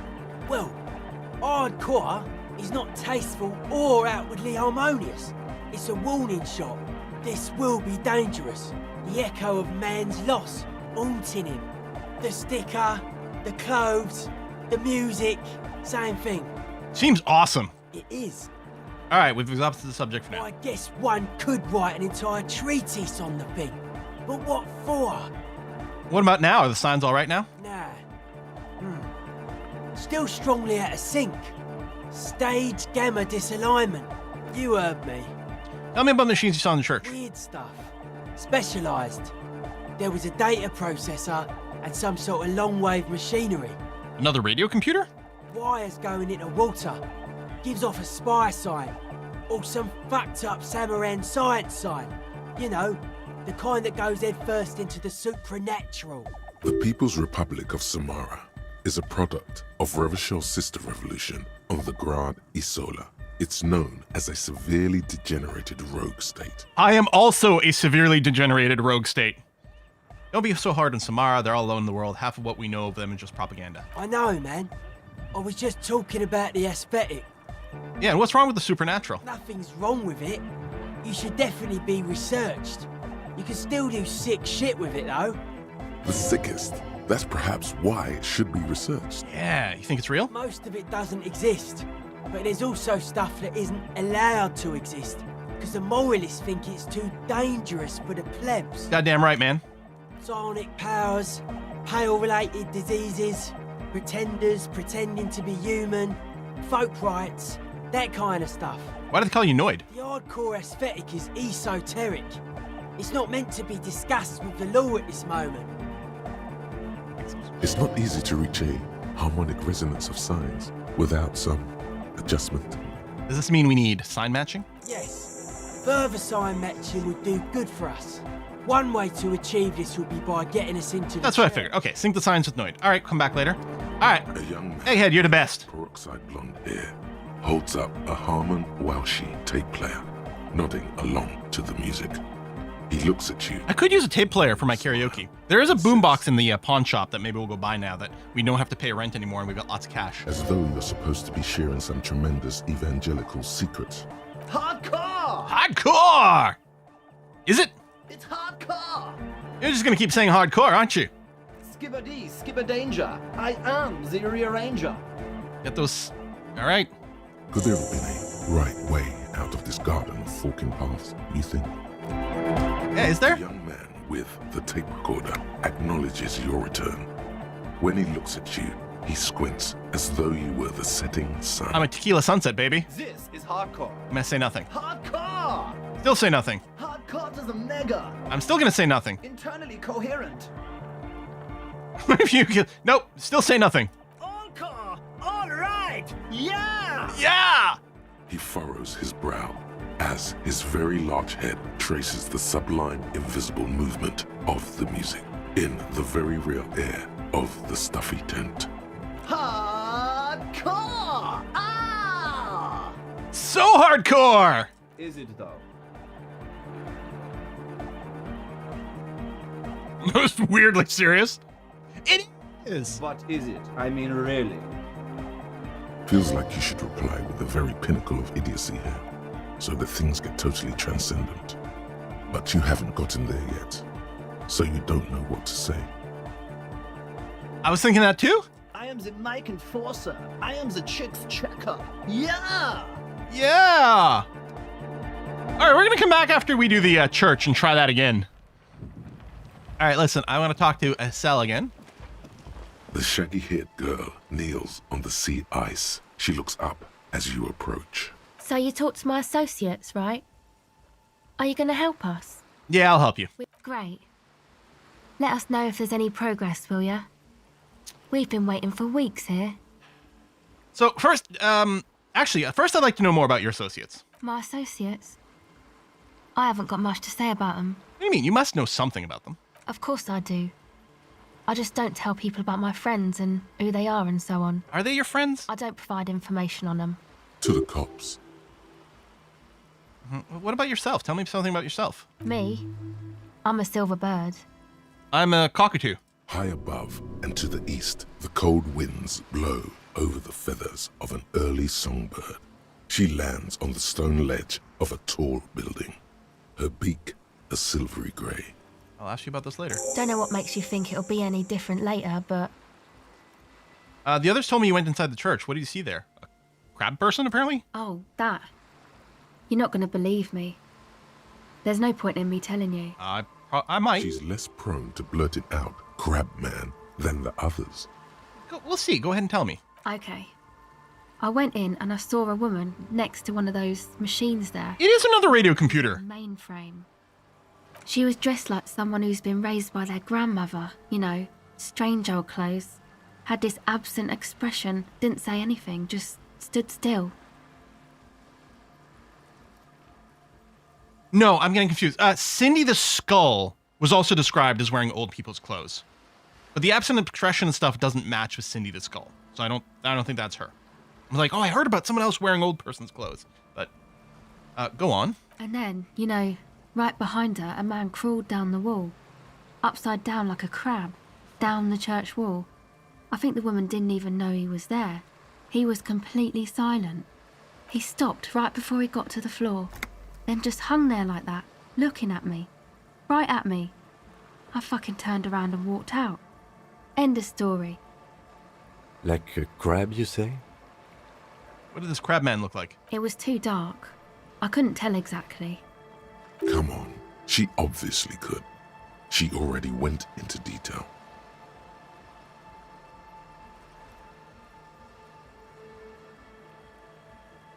Come on, what did he look like? He looked like a banger, okay? He was all muscular and stuff. Had a mesh tank top. I have a mesh tank I know top. it sounds ridiculous, but that only made it scarier in a way. A crab and a banger? Yes, a banger. Yeah, right out of Maine. Gang member. With their crab I cakes. know what it sounds And their like. bangers. That's what I saw. A gangster crab man. Yeah, I don't believe... No. I totally believe you. Why? It seems too ludicrous for a lie. I mean, that's certainly one reason. Strange Things Happen is another good one. Santa gang. I know, strange things do happen. Okay then. They certainly do around me. So your associates tried to use me to set up a drug lab. I'm guessing you knew of this plan? I don't know if she did. I did, and I'm sorry. Okay. For what it's worth. Although it does sound like she's more into the music, and don't worry, that's where we're leaning. This is why I didn't go into the tent. Typical delinquency. It's okay, dude. I got it all worked out. You don't get to choose your posse, they choose you. Mine are idiots, but they're Everything not. becomes crabs just I ahead of the tried to curve. talk That's Andre true. out of it. I even tried not to lie to you. Indeed, she merely tried to omit the truth instead. Am I going to call her out on it? Sure. I know, but I knew you'd see through their plan too. I'm not an idiot. I should have been able to control them, and I will in the future. I promise. May I ask, what did you tell them? Do what you will with your dance club plans. Just no drug labs, please. Thank you. I'll get them under wraps, I promise. Awesome. All right, that's all for now, apparently. Okay, I think we've got the key, so we can get into the lab without going and smash and lock. It would be interesting to see what would happen if you go in here without talking to them. Because we can crowbar it open, and I'm sure going in blind we get a very different experience. Maybe my next game. Heavy wooden doors, more than twice your height, stand shut. Game's going awesome, Banana. The rectangular sea-worn ornamentation appears in stark contrast to the padlock, carelessly drilled into the wood. The lock turns easily. You hear a click as the shackle pops open. Feels like electricity and a very small piece of nothingness. Let's go. Pull on the doors. As you do, you hear the echo of the doomed commercial area, its black holes and dusty machines. Then the feeling passes. A great whoosh of air rushes into the dark innards of the church, as though rushing to fill a great vacuum. In the heart of the city. Woo! Whoa! Wait, where are we? Oh, slow zoom in. Slow zoom in. What the fuck, man? Is this part of the church art here? I mean, don't get me wrong. The like whole crucified Jesus thing is also pretty messed up to see over as iconography, and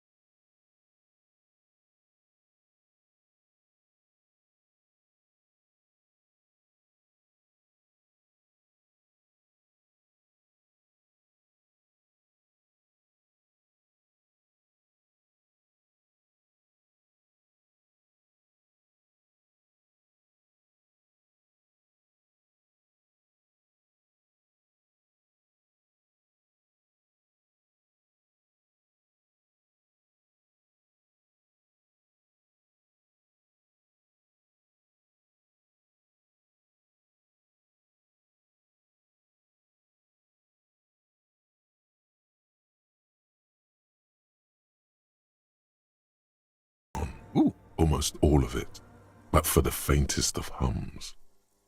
You can hardly hear your own breathing. yell as loud as you can. Your voice is barely audible. Not a howl, but the softest of whimpers. Stomp your feet, clap your hands. If you're happy and you know it, clap your hands. No, I'm pretty happy. You produce a few muffled thumps, after which the silence feels even more total, somehow. What's happening? The lieutenant points to his ears and shakes his head. Then he leans closer. Can you hear anything? Almost nothing, and it's beginning to worry me. Not really, but it's extraordinary. I've never experienced anything like this. Can't hear shit! Can't hear shit. I wonder why the church was built with such strange acoustics. His detached tone conceals how uncomfortable he is. What if it's something paranatural? Please, detective, not this again. Oh, this again. He's trying to act dismissive, but at this particular moment, he's more open than usual to the idea of paranatural phenomena. Look up into the bell tower. The orderly rows of ceiling panels become barely visible, then disappear completely in the darkness of the tower overhead. This is a red check. It cannot be retried. 97%. Okay.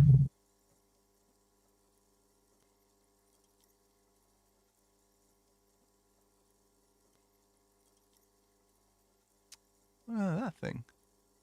It's like there's something moving up there. Crabman? A shadow has emerged from the tower and it's making its way toward you. through all the other shadows. Don't blink. Don't even blink. Yeah, on the ceiling? Yes, the darkness makes the ceiling feel infinitely far away.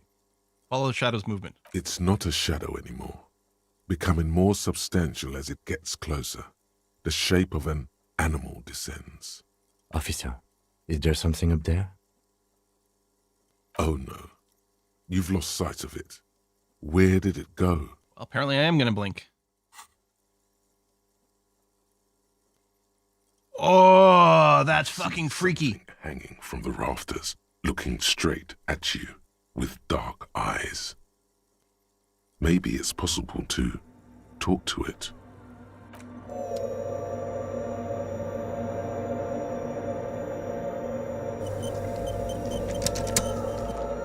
Hello, sir? The shadow is a man. A man made of the same stuff as the carpentry of the building. What? He is studying you intently. Hey, who's there? Say nothing. You know what? I'm going to be quiet for a second. Something Carrie rarely does. The man leaned forward a little, fixing you with a steady, unreadable gaze, then speaks. Habitual alcohol use has made you into a scared little pussy, Holmes. But don't worry, everything's gonna be all right. You come to the right place. Excellent. Wonderful. That accent is Villalobos, a peninsula in Mesk and a district in Jamrock. There's a sizable contingent of Villalobos-speaking Mesks in Rivershaw. The right place for what? Here you can receive the mother's love. And when you're ready, she will take your hand and lift you out of the despair at the bottom of that bottle. God damn it, is this an intervention? Electrochemistry's not going to like this. This man is obviously a habitual narcotics user. Do we really need to question him? Yeah, we need to question him, like, where do you get your drugs? I'm put off by this religious stuff, he thinks. And maybe the ceiling climbing, too. It's all very hard to square with the lieutenant's own Just way into view of parkour. reality. Hey, and what was that about the bottle again? You haven't even drank that much lately. That's true. Lay off it already. Sheesh. I guess I have a bit of a problem and it's been getting out of hand lately, but I'm a policeman. I need to talk to you about police things. I don't know anything about alcohol use. Well, no, run away. Fuck it, I'm going with one. Está crudo, way. I see deep inside you. Your body and your spirit are suffering greatly from overindulgence. My body is especially and you suffering. don't even know it.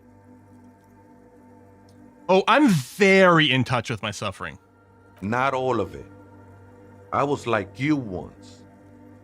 You don't know all the havoc El Vino is wrecking on your mind and your spirit. Necesita parar, homie.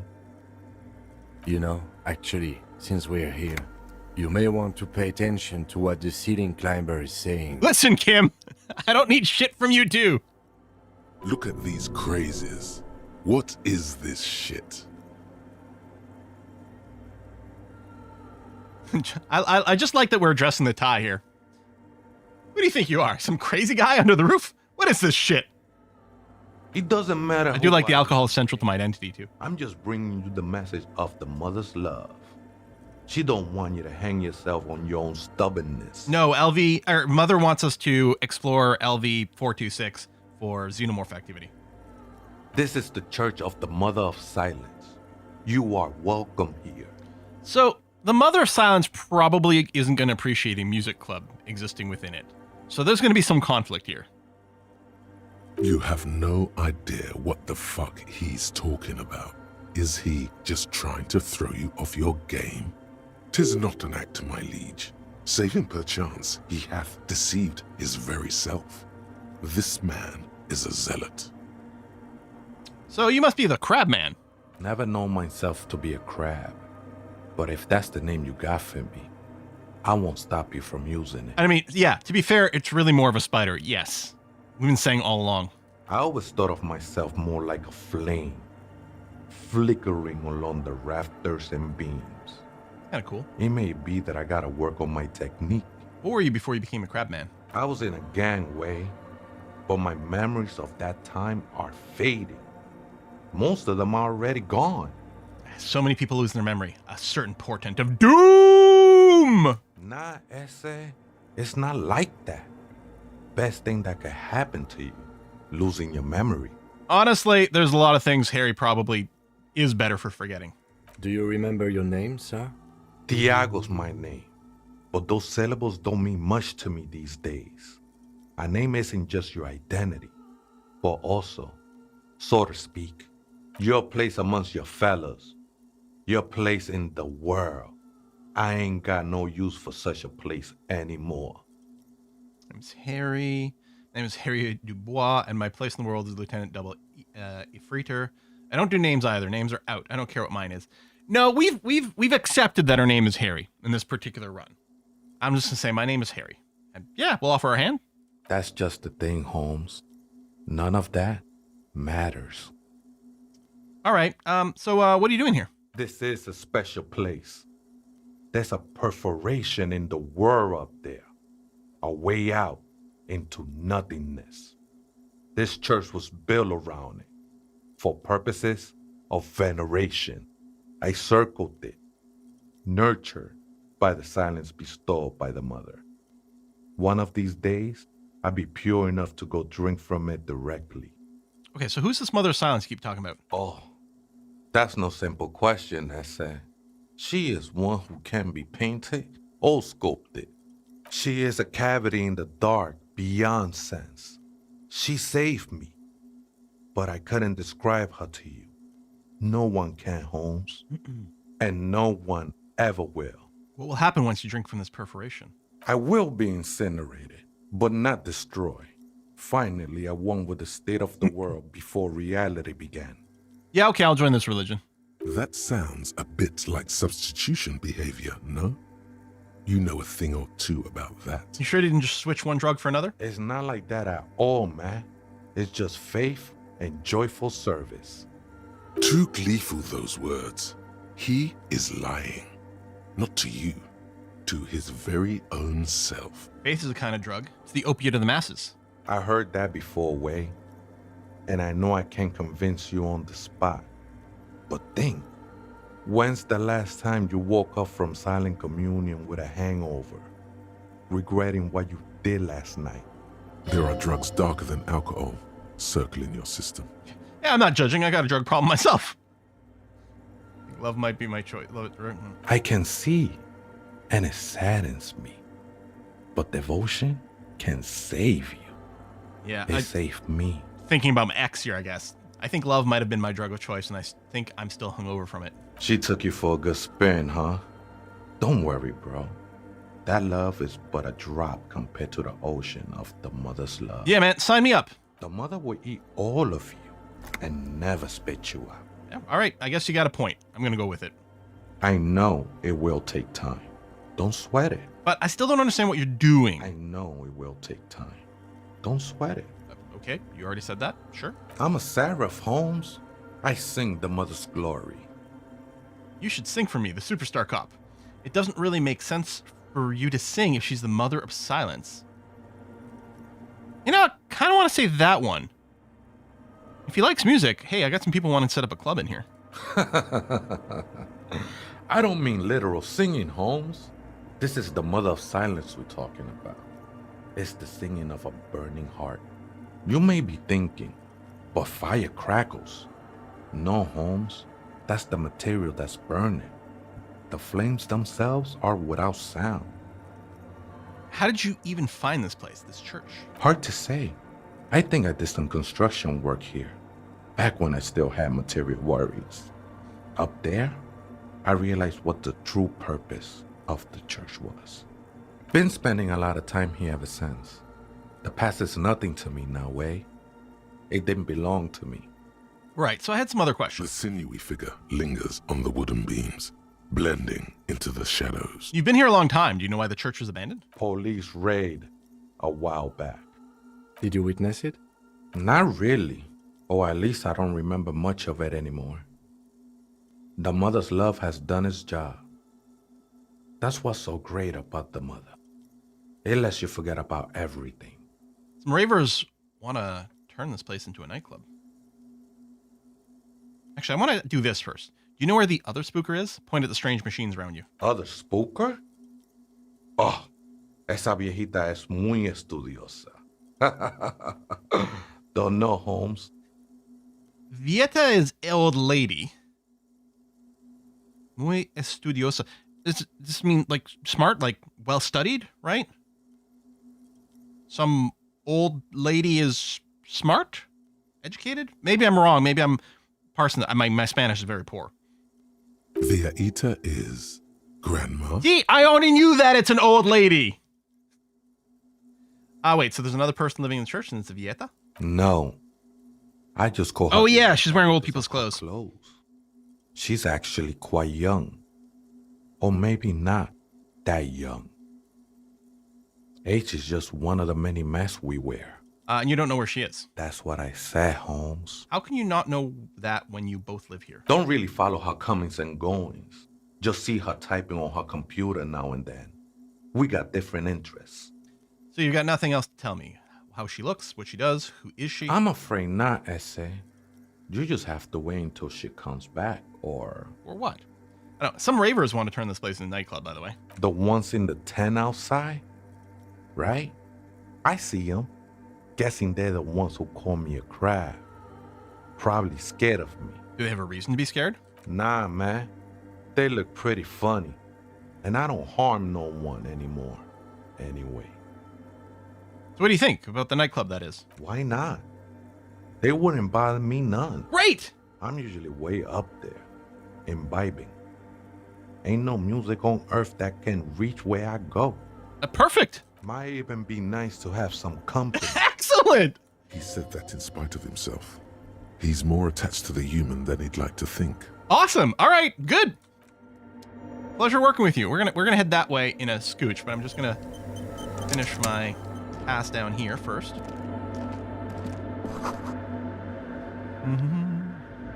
Cracked pane of glass, colorful.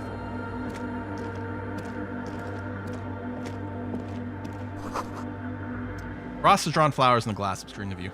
Yeah, Mercury, sorry. I don't do a lot of things. I mean, hardly any things that are locked behind any kind of subscriber wall or anything like that. But the Discord channel is basically the one exception. Partially just because I was worried about it becoming too insane to manage is part of it. But yeah. So, yeah. Subscribing to Twitch, becoming a YouTube member, or supporting on Patreon. Any of those three will get you into the Discord server. Oh, and Rumbom just gifted you a sub. Thank you very much, Rumbottom. A figure drawn in frost on the window, depicting a deer. Is it clothing? Mesk Banger's silk scarf, +1 pain threshold. What slot does the scarf go in? Coat? The necktie! No! No, no! Keep the necktie on! Oh, buddy, I'm so sorry. Oh, but I'm so sorry. I'm not even used to thinking that as a slot where you can equip things in. Oh, that was close. Woo! Gotta keep that on. Okay. Betrayal indeed. Okay, we got a new thing that opened up in the middle here.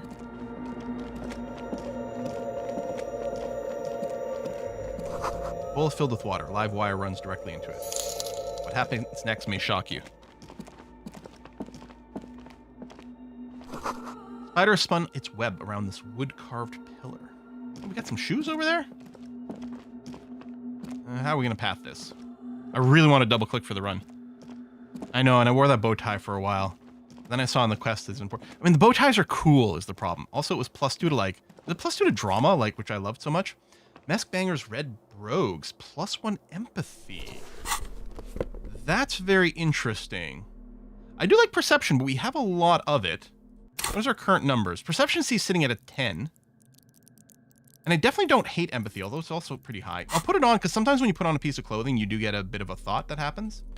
So I'll just swap. Alright, we didn't get one, but... Oh, hello, money. Man, we're really loaded now. I gotta say, the red brogues have a lot... They look cool. You know what? I'm going with it. They look great. God, another computer. And we have the bot. Cold wind blows in from the broken gallery. Mixers can call. We have the thingamabob. We might sell it at some point because it's worth 50 freaking real. But I've got this. We need a password still to use it. And maybe it's silly. Maybe I should have sold it 1,000 years ago. And I think, here's the thing. I think the pawn shop puts things up maybe for, like, I'm going to say commission, but that's not the word I'm looking for. There's another word. I just had it a second ago. God, don't get old. It sucks. Concession? No. Someone's going to have it in chat in a second.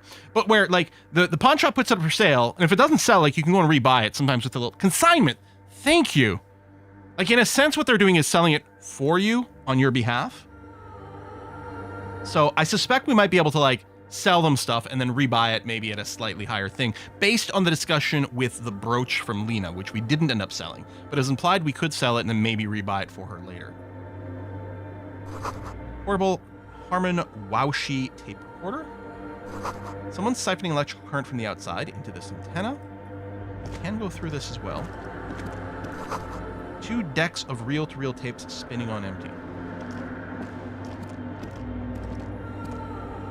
A machine stands in the corner, watched over by the figures on the stained glass window. It's turned Still hoping to find a password for it. Soft electricity. Another radio computer. And this time it's already turned on. So am I.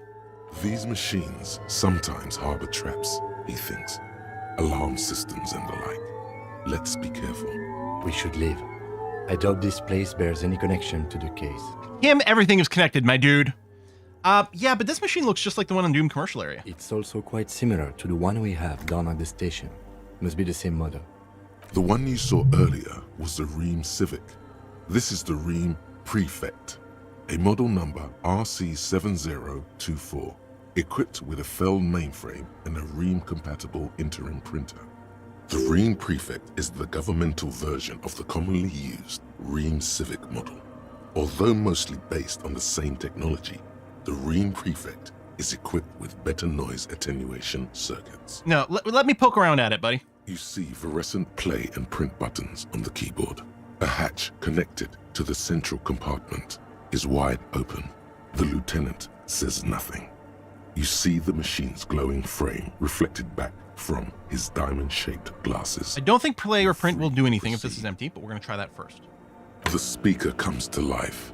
Static seeps through the machine's planar magnetic driver. Maybe there's something already in there. there. An old lady greets you. Her voice sounds 100 years old. Good evening.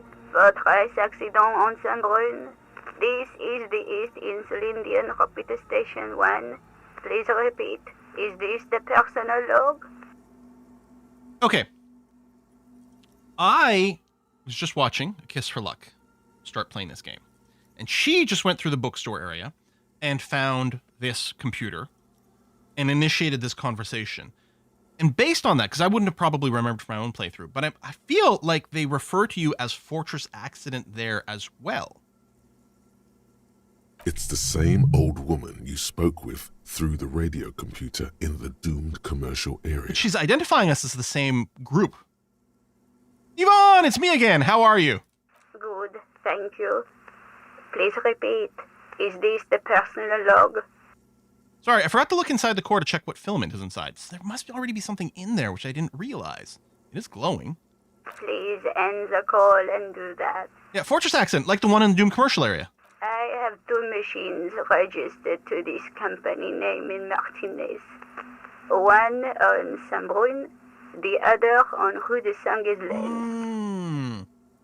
This one's Saint-Brun, okay. Saint-Brun, that's the church. And Rue de Saint-Ghislain? That's the doomed commercial area.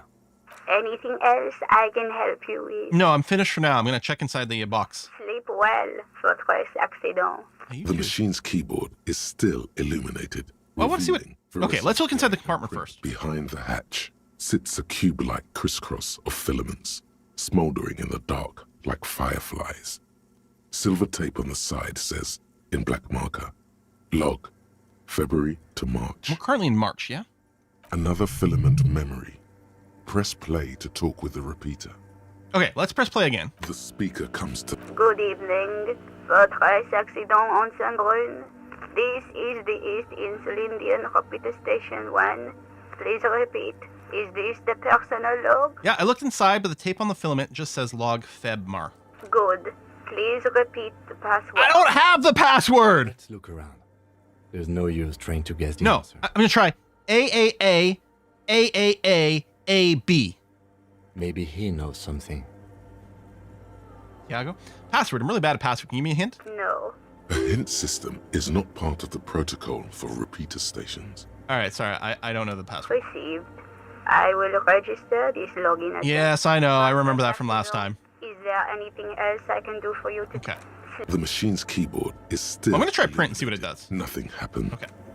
So, Tiago might have the password. Oh, no, don't run. Don't run. We're walking. We don't want to upset the spirits here. I do want to go through there, but we will try talking to Tiago again for a second, see if he knows the password. Does it say... Oh, feels like someone watching you, waiting...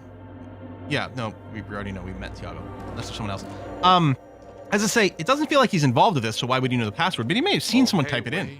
There's coffee in the back. Oh, wait. I meant the mother's love. I'll take love and coffee.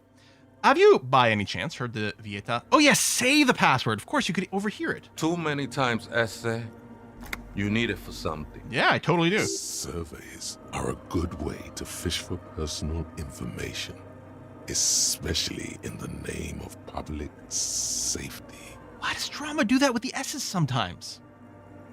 I'm doing a survey of passwords and passcodes, identifying regional trends in the interest of public safety, of course. All right, fuck it. Drama wants me to do it. We're going to do it because we love drama. Don't sweat it, vato. The password is afterlife death.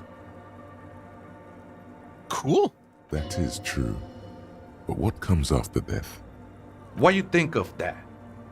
Makes me almost pity La Nilita Pequeña when I hear it. I don't know what pequeña is. Someone's got that for me. All right. Well, afterlife death. I think we're done here, Acele. Oh, we're totally done with Tiago. That was an interesting conversation. Small. Okay, so the little death, basically. Which is also a term for something very different. However, I'm still not sure how it's petite mort. relevant to our investigation.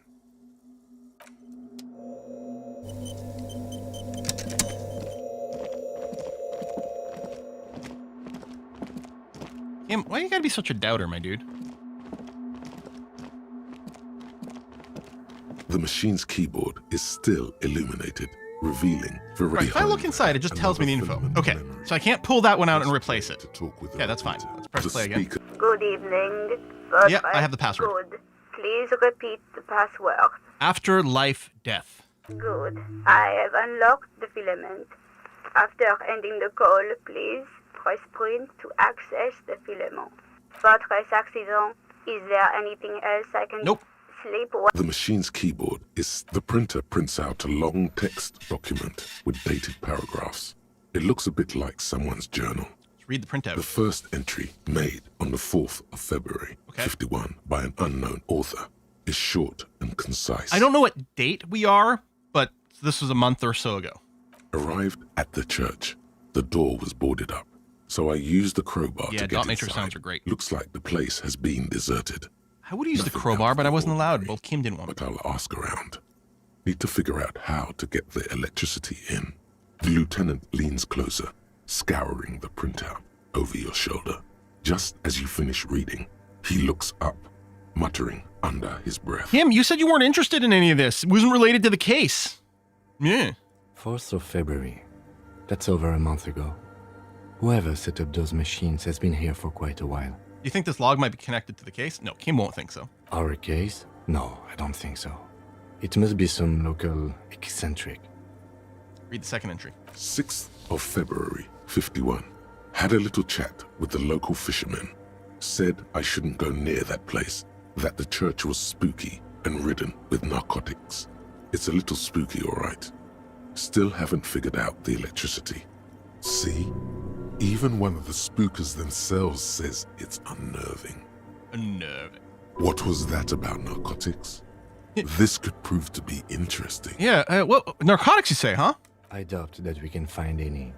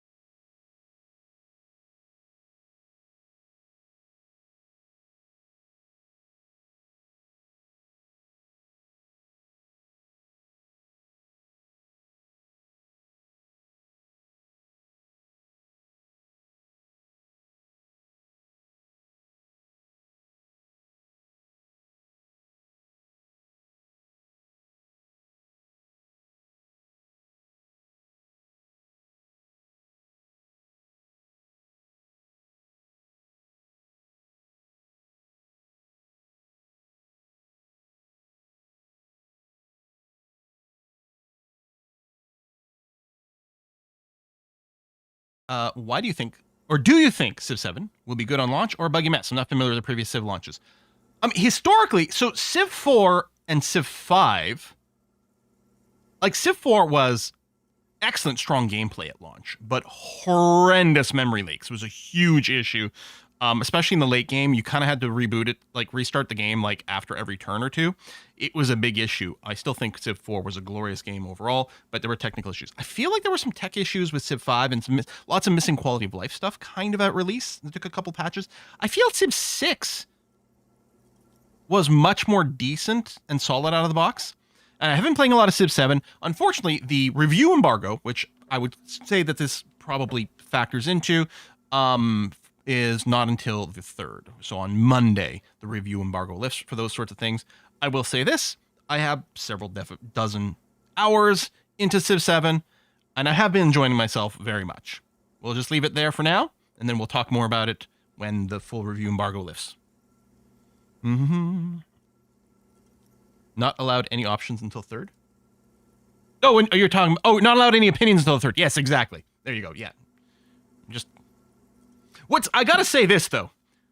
I think the fact that the review embargo lifts on the 3rd, which is like 8 days before, more than a week before the release of the game, when you compare to other titles, which sometimes the review embargo has been on the day of release, I feel that shows a certain amount of confidence in the title. And all the like early preview coverage they've allowed from a huge swath of content creators, right? Not like, well, we're only going to take 3 or 4. No. There are many content creators that have been giving early access and preview things. I really feel shows a tremendously high confidence by Firaxis and 2K in the title. We'll say that. Oh, is there an early access launch on the 6th? Oh, okay. I missed that. So there's the official launch on the 11th, the early access on the 6th. Is it limited to like some of the editions? I think I should know that, but okay. Founders and Deluxe is early access. All right. Yeah. And that's the thing. That I don't like as a trend. Because yes, really what it is, it's normal access and then delayed access, and they want you to sell the other stuff. I don't like that as a trend, and a few companies have been doing that. Anyway. Data loss. Seems like something to do with radio computers. Unfortunately, I don't know enough about them to understand what the author is saying. Something about the backup data getting destroyed, and how everyone thought it was the author's fault. Let's just keep reading. Oh, so now you're interested. Artists, programmers, Lexi, who are all these people? I think these people worked in the radio computer games business. The one we saw in the Doom commercial area. They must be our former co-workers. So this is... Well, it's clearly linked because it's the same company. The Fortress, whatever. 12th of February, 51. Brought some food from the grocery store. Apparently, there's a strike going on in the harbor. Definitely not happy to see the Martinez people again. Everything's now set up in the church. Going to start working tomorrow, 8 a.m. The strike. We are nearing the date of the murder. Keep reading. I'm interested now. Oh! I want to know what's that. No, this is unrelated. We shouldn't waste your time here. Kim! You're still on negative disco cool points right now. You've been having some issues, buddy. 25th of February, 51. I've been sending data up to Lintel for a while now, trying to recreate the data loss, but nothing. Didn't even feel like logging in, the disappointment. But I did discover a curious audio-spatial anomaly at the back of the church. I've named it the Swallow. It swallows sound. Need to get some mics. Is she talking about? She's talking about... what was the name of the boxer? Is she talking about whatever Mike? Read the 7th entry. 28th of February, 51. Yes, the first recordings confirm that the Swallow is real, and I'm not just losing my mind. It's a pillar of silence with a diameter of approximately 3 meters. I mean, that's cool as shit. Seems like the higher I go, the less I record. This might be a coincidence. Next time I run a D&D campaign, I'm 100% having one of these things here. The data loss that led me here. We've got an ad break on Twitch starting in 55 seconds. It's going to be the perfect time for me to get up, take a little bit of break. I'm going to brew a new pot of tea. The pillar of silence. She is talking about the silence. Is she suggesting it's Silence more than will just an fall. architectural quirk? But what could it be? Look at the water basins behind you. The lieutenant doesn't answer. He follows your gaze, studying the basins. The water shines in them. Read the No 8th entry. ripples. March 51. Some kind of date. young disco men have appeared next to the church. I've been trying to record the silence to find the epicenter, but now it turns out I've also been capturing the future of dance music, one neo-disco song over and over again. Fortunately, the song is so monotonous, I was able to devise an algorithm to factor it out. The other day, one of the disco men came in. Before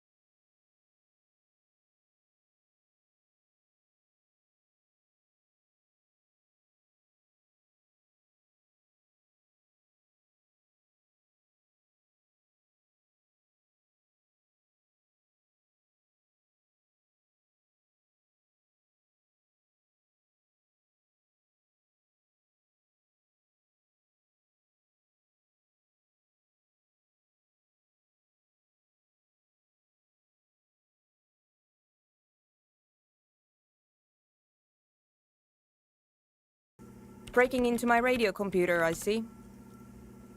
She glares at you as she holds down the off button for several seconds. The machine reboots. I do apologize for the intrusion, madame. We are with the RCM, you see. You're in a side case. We're not just breaking in. I'm pursuing a mysterious lead, searching for my lost identity. You won't find any answers from here. She's not talking enough for me to pick up on her accent. It's just me and my computer, and it has been this way for weeks. Now please give me some room.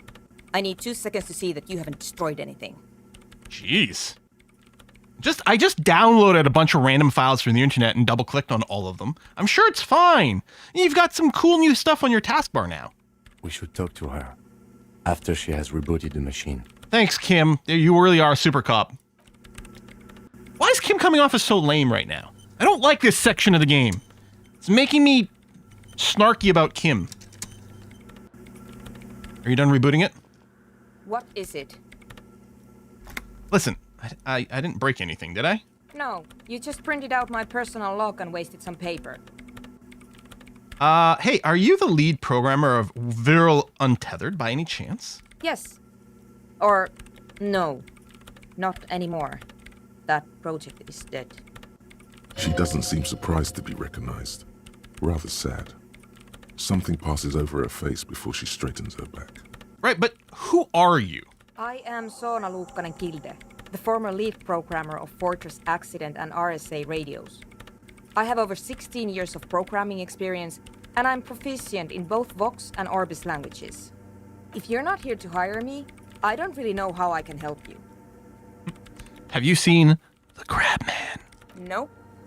But you know he's around. Yes. He's seen you. And the Crab Man has seen you! I don't care. I don't care about crab men. Oh, okay. Wow, she really doesn't. Not afraid, this one. Sounds finished, you think? Okay. Why are there so many machines in this place? I brought them here. These are my machines. Please don't touch anything. Why do you need an antenna? I use the AR1 as my RAIN prefix processing unit. That's your radio computer, right? Mm-hmm. And the antenna is its processing unit? Yes. You really don't know anything about radio computers, do you? Is this just a terminal and there's like some central station somewhere that does the actual processing? I don't really know much about anything in this world, to be honest. All right. Well, all radio computers perform operations up on air. So in order to gain more processing power, you need to invest in a good antenna. What's on air? On the front. The unified front of radio waves. Licensed and controlled by Lintel in the East in Celine. All cloud processing? It's all around us. That's or is it literally like running in the ether? An Ethernet, as it were. Like love. Like yeah. Okay, sure. All right. I appreciate the experience points.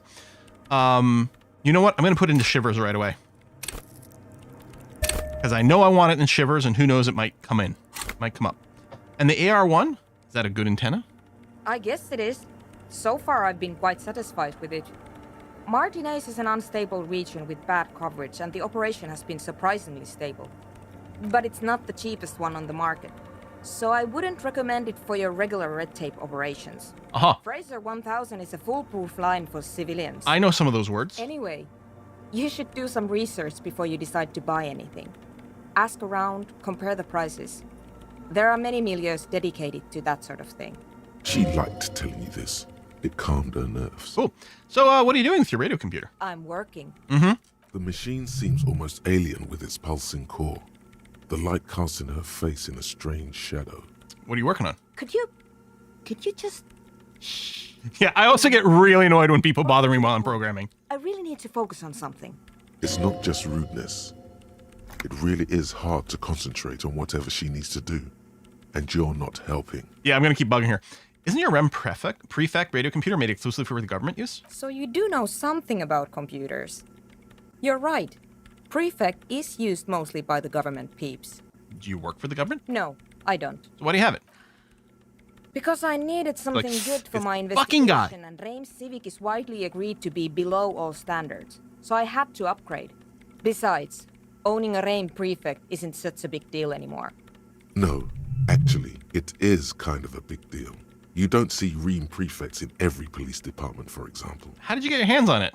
I know a friend of a friend who used to freelance for the Coalition.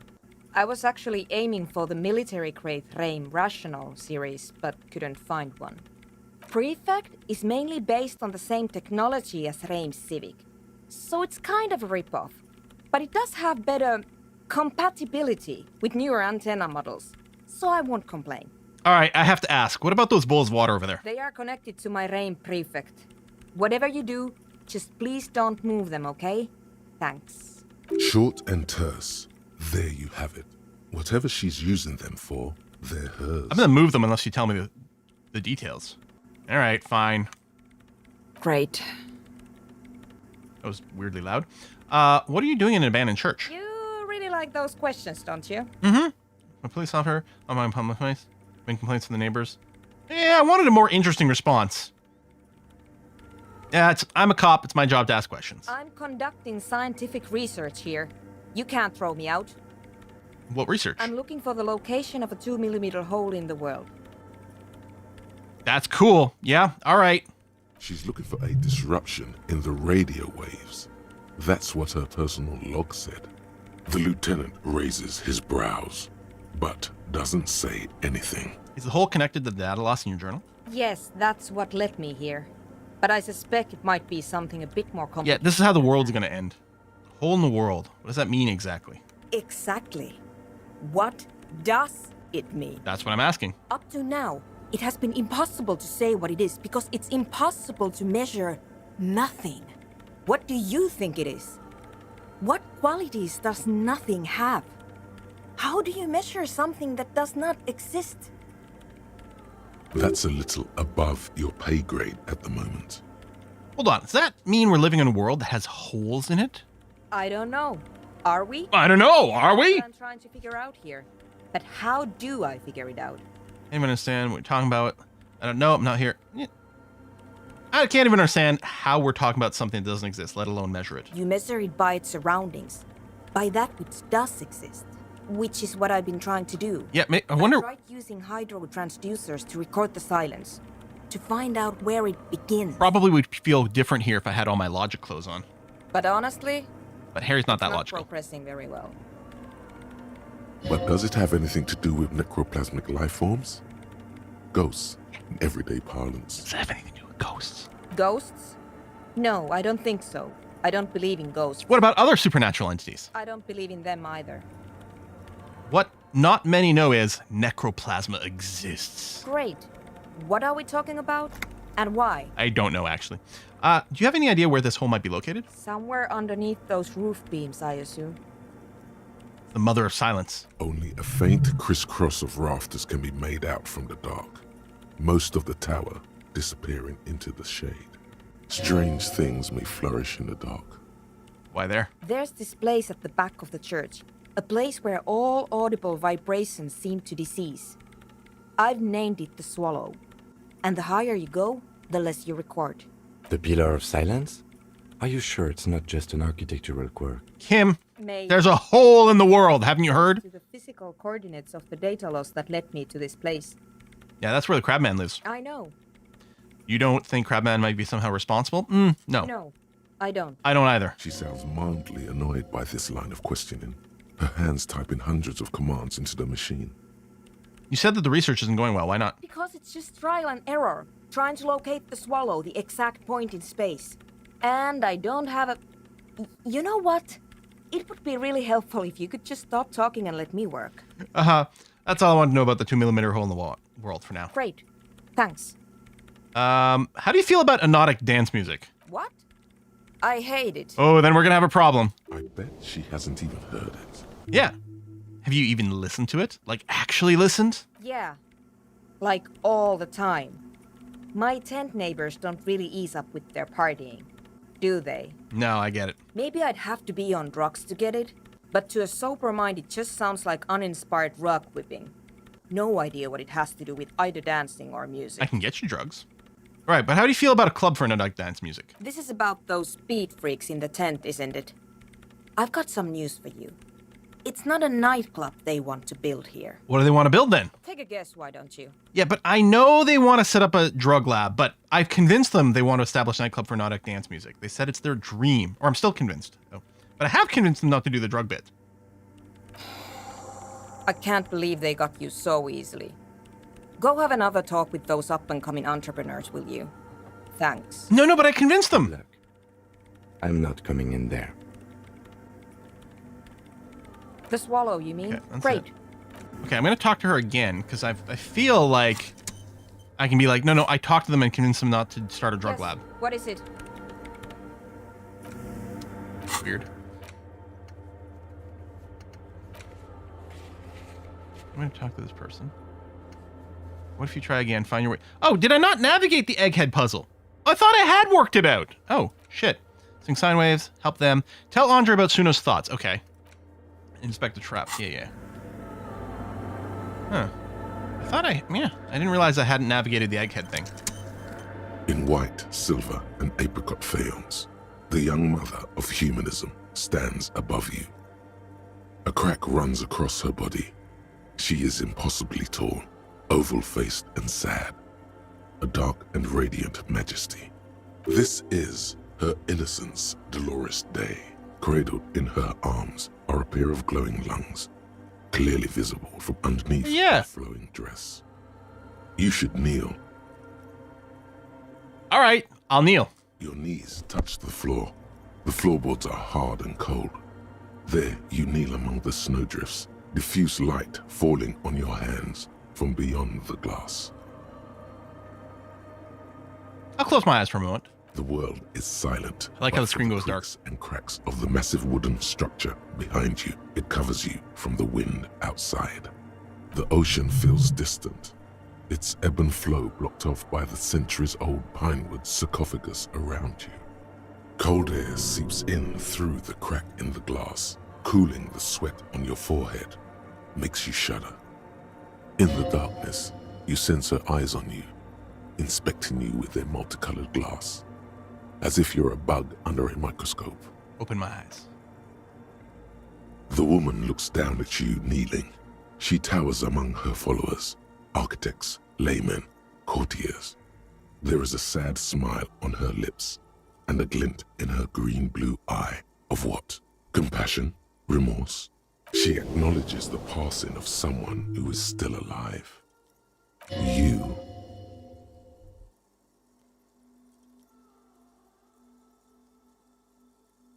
It's morning. We're gonna be angsty, boy. As that terrible word passes through your mind, the lieutenant draws an X-shaped cross from shoulder to shoulder.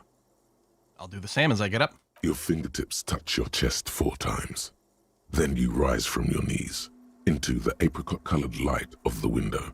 Above you, the woman still smiles her distant smile, sundered by the crack in the glass. How do I know this much? How do I know this is the mother of humanism? Despite the damage you've done to yourself, the title appears lodged in your hippocampus. This is Her Innocence, Dolores Day, the innocence of humanism, internationalism, and the welfare state. Perhaps the most famous human being ever to have lived. No amount of Commodore Red can wipe her sad smile from your brain thing. Brain thing. It survived the deluge and haunts you still, and will haunt you forever, as it haunts all men. So what exactly is an innocence? I've heard of the system. The highest category of historic individual, an embodiment of the world's spirit. A ruler? More, an innocence is elected to office by the founding party, a precedent that has taken place a mere 6 times in the entirety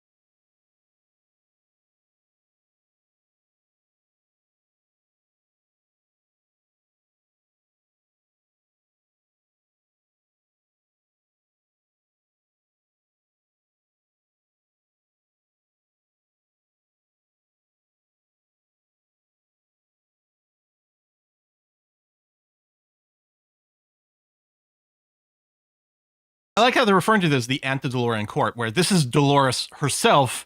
So it's like she was in the court before her own time. I mean, before she ascended to the innocence, presumably, but... She was an almost preternaturally magnetic and intelligent individual. Like me! To her contemporaries, she appeared out of time, a messenger from the future of the species. We all fell in love with her, head over heels. Even before she was declared an innocence, her influence was tremendous. It was on her advice that Irene Le Navigateur sponsored a number of voyages into the Pale. A costly, often tragic endeavor, ultimately vindicated by the discovery of the new world, the piece of reality you're standing on. She was crowned 2 years after the first expedition returned, setting in motion what is widely considered the greatest era in history. The DeLorean era. Wow. Wow, indeed. When her innocence was declared, and the queen she had advised for years fell on her knees before her, she was so overcome with emotion that her lungs started glowing in her chest. Bystanders reported golden filaments lighting the already sunlit chamber around her, clearly visible beneath her dress. That is why the lungs are the symbol of love for the cultures of the Riel Belt. I want more! As did we all. The lands of the Mesk and the Occident, and even faraway Supramuindi. Altogether, 21 of the 40 Mundi I feel like should be an umlaut of the time immediately accepted Innocentic rule, even before her crowning. That's crazy. But it's like, this just looks like a Supramundi. But if they had an umlaut over the U, then I'd be like doubling it up a little bit more. Supramundi. Anyway, crowning? In a city called Advesperaskit, in Vesper Messina, her homeland, the name of the city means evening comes, but it happened on a winter's morning, with the canals frozen and slush falling out of the sky. Slush falling out of the sky is a great line. She was dressed in a white and pearl dress on an emptied-out plaza with the crowd far away. Already, her Theriers, the secret servicemen of the Innocents, were worried about an assassination attempt. I don't care how she looked. I don't care. It doesn't hurt me. It's like, deny more, Harry.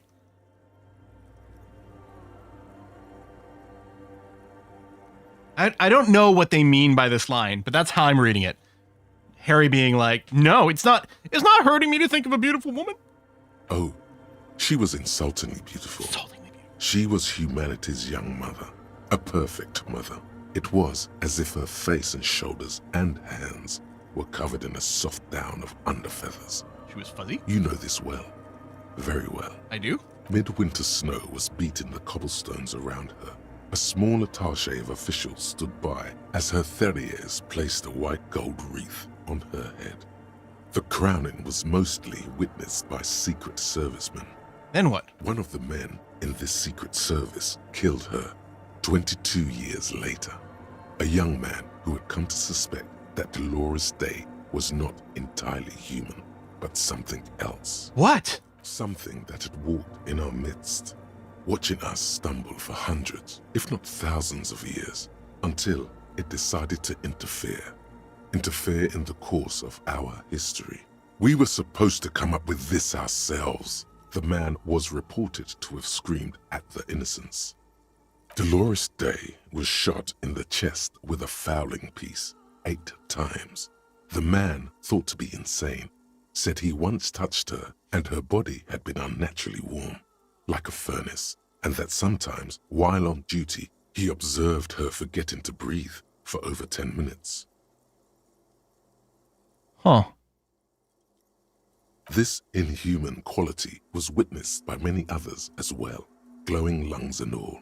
It is commonly attributed to mass hysteria and religious psychology. Was there something terrifying about her? I mean, other than this? Terrifying is a term too emotionally charged for your semantic memory, or what remains of it. But terrifying, it's a simple word. She was bad for humanity, and you shouldn't have started thinking about her. What the fuck is going on? No, there was something bad about her. I want to know. I want to know. You already do. Although she is often considered to be the greatest human being to ever live, there was something ominous about Dolores Day, constantly surrounded by her terriers. She was the most socially secluded and least self-aware of all the innocences. Some modern thinkers would consider her a war criminal for the campaigns she waged against the Mesk state. And then there were the resettlement programs. Uh-huh. What happened? The Mesk state tried to detach itself from Innocentic rule. Parts of the world were experiencing whiplash from accelerating into secularism. Her mandatory education programs and mass resettlement of upstream Marguerite were problematic as well. Dissenters were suppressed by a military force she called the Army of Humanity, suggesting those who fight against it are not part of humanity. Yeah, fascism seems to keep, repeating itself through history from time to time, right?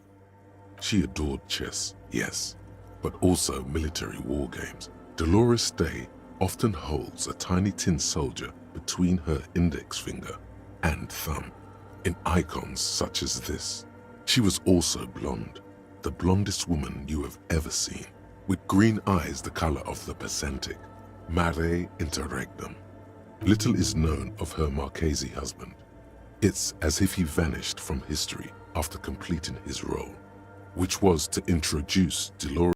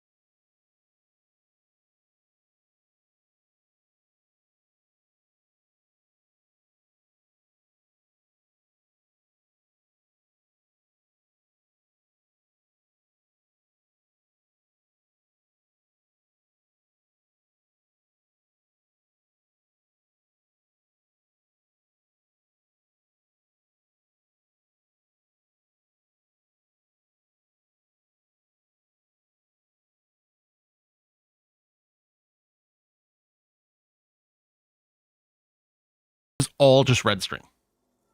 You knew this place? It's a minor landmark, not easy to find. Most maps misplace it.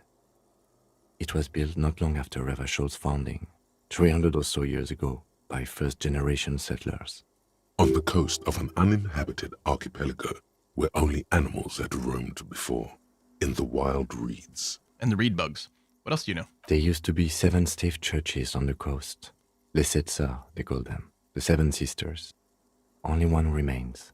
The rest were burnt in the revolution or used for building materials. We should be respectful here, although the building appears to be deserted. I do not believe we'll find anything connected to the lynching here. Something else, perhaps? Respectful? Is the lieutenant a follower of DeLoreanism? There it is again. A small pang of guilt. It's time to ask him what happened here. Yeah, do you know why it was abandoned? I have a theory, yes. Might be There bunnies? was a police raid a while back. I heard the place was shot to pieces. The old woman in the village was being tactful with us when she didn't mention it. She has more respect for the RCM than many around here. Who conducted this raid? Well, your station was involved, I hear. Although I can't be sure. How come the lieutenant isn't sure? Is this confidential information? You're not sure? 3 precincts were involved in the raid, and people say Precinct 41 was one of them.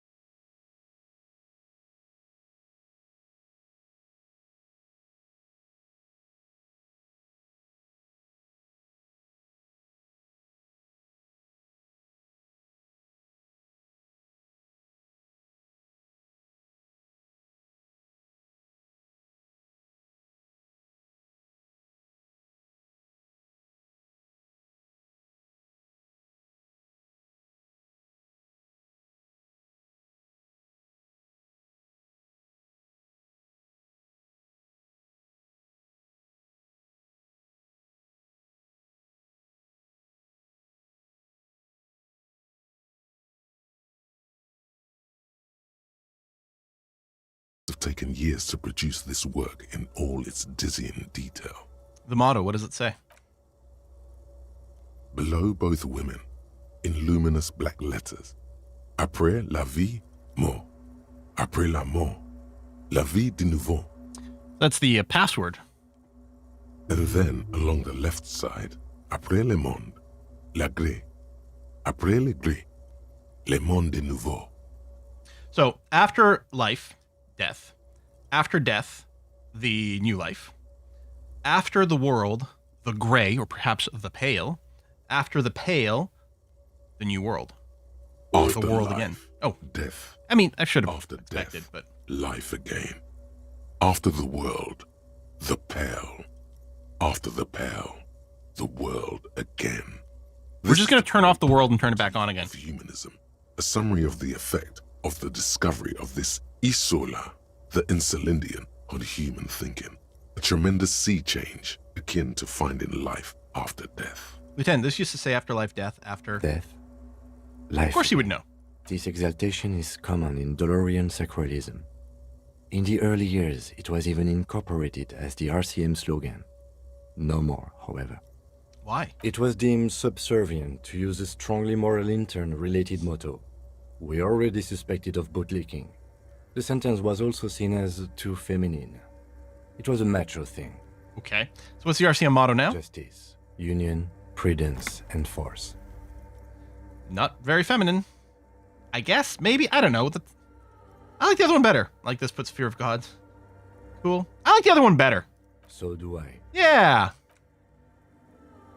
The mother of humanism towers above you, a wax painting on a cracked pane of glass. Nothing has changed in her. Turn away. You know, maybe I'll just keep the clothes on the way it is right now. Autosave. All right. Well, I think that's us done here. Apparently, I got to go and talk to the people in the tent one more time.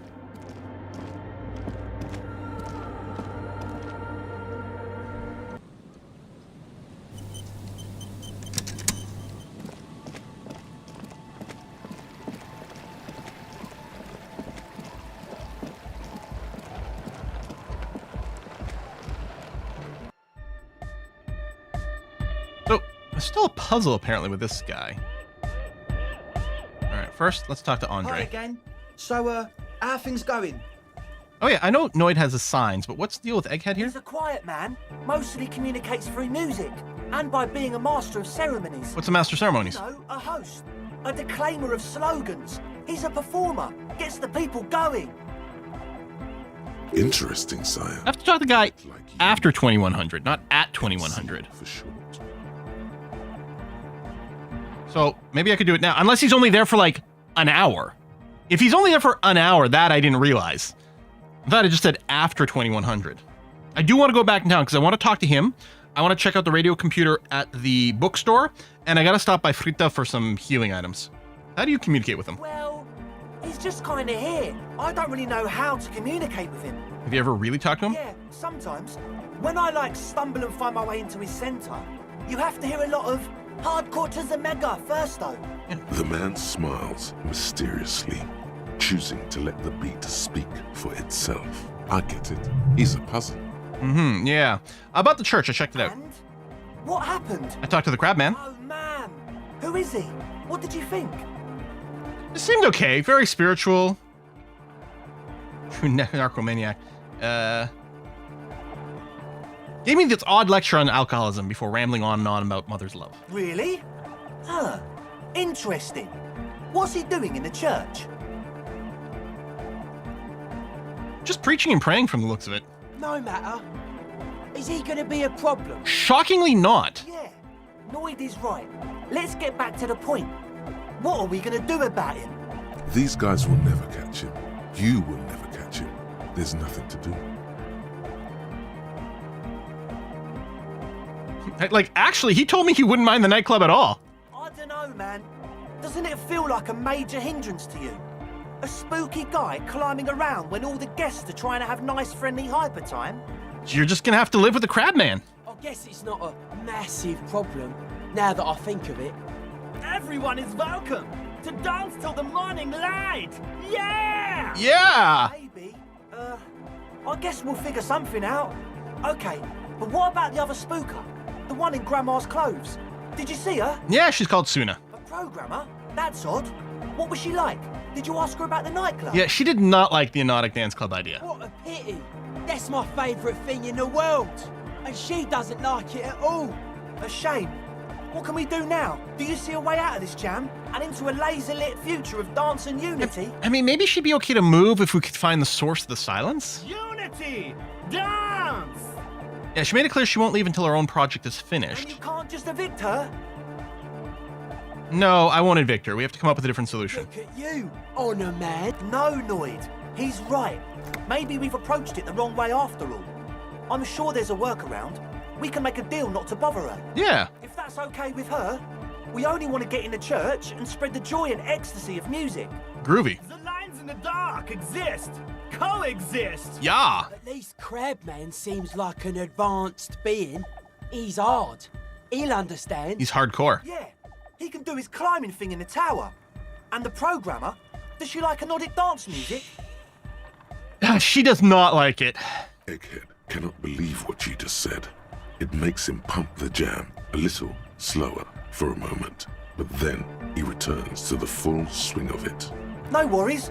We'll figure it out. If coexisting fails, you can always muscle her out, right? No, If it's all okay with you. I refuse to throw her out, but I will try to convince her. Excellent. Good luck, my friend. Goodbye, officer. All right. Let's try you again. Hardcore! Yeah. Hardcore! Hardcore to the mega! All right. Here comes the night! Here comes the night. I don't think that solved it. All right. You just try again. Find your way through the maze of things to say. We're close. There. True. I want to go Hardcore hardcore to the mega. internally coherent. I'm gonna randomly ask about the murder. Good morning, yeah. 1, 2, 3. Yekokata, the place to be. You said that before. Why is this Yekokata the place to be? What does it mean? Yekokata is a hardcore place. An intricate system of irrigation networks pockmarking the earth, intermittent seas of phosphorus mud, ripped tarpaulin fluttering in the wind. A pair of molten rubber boots also comes to mind. All in all, a truly hardcore place. We got more info, but Close. True, hard, full, core, hardcore. but is it really? Yeah. This young man adds a capital G before the H in his yeags and args. This produces a guttural Gotwaldian accent and makes him sound more animal, more in it. Or maybe it's not Gotwaldian. Maybe it's Oranese. Probably an homage to Oranje, where Arno van Eyck is from, judging by his name. Could you be listening to an Arno van Eyck creation? I kind of want to copy him, but I'm going to try this first. So this is the famous Van Eyck I'm hearing. You know about him? You know Van Eyck? Yeah, I'm a major Ike head. Wow. The skinny wraith looks at you with some disbelief. So am I. So am I. Oh, is that why they call you Egghead? Oh, he's an Ike head, an egghead. Egghead to the mega. The K became the G. The boy became the man. The Advent? That's still not the puzzle? What? Okay. We're close. True. Hard, Nothing. hardcore. But is it? Yeah. This young Uh-huh. girl may be Yeah. I to the E to the A to the A to the A to the A to the A to the G to the H to the exclamation mark. Yeah! He missed one A.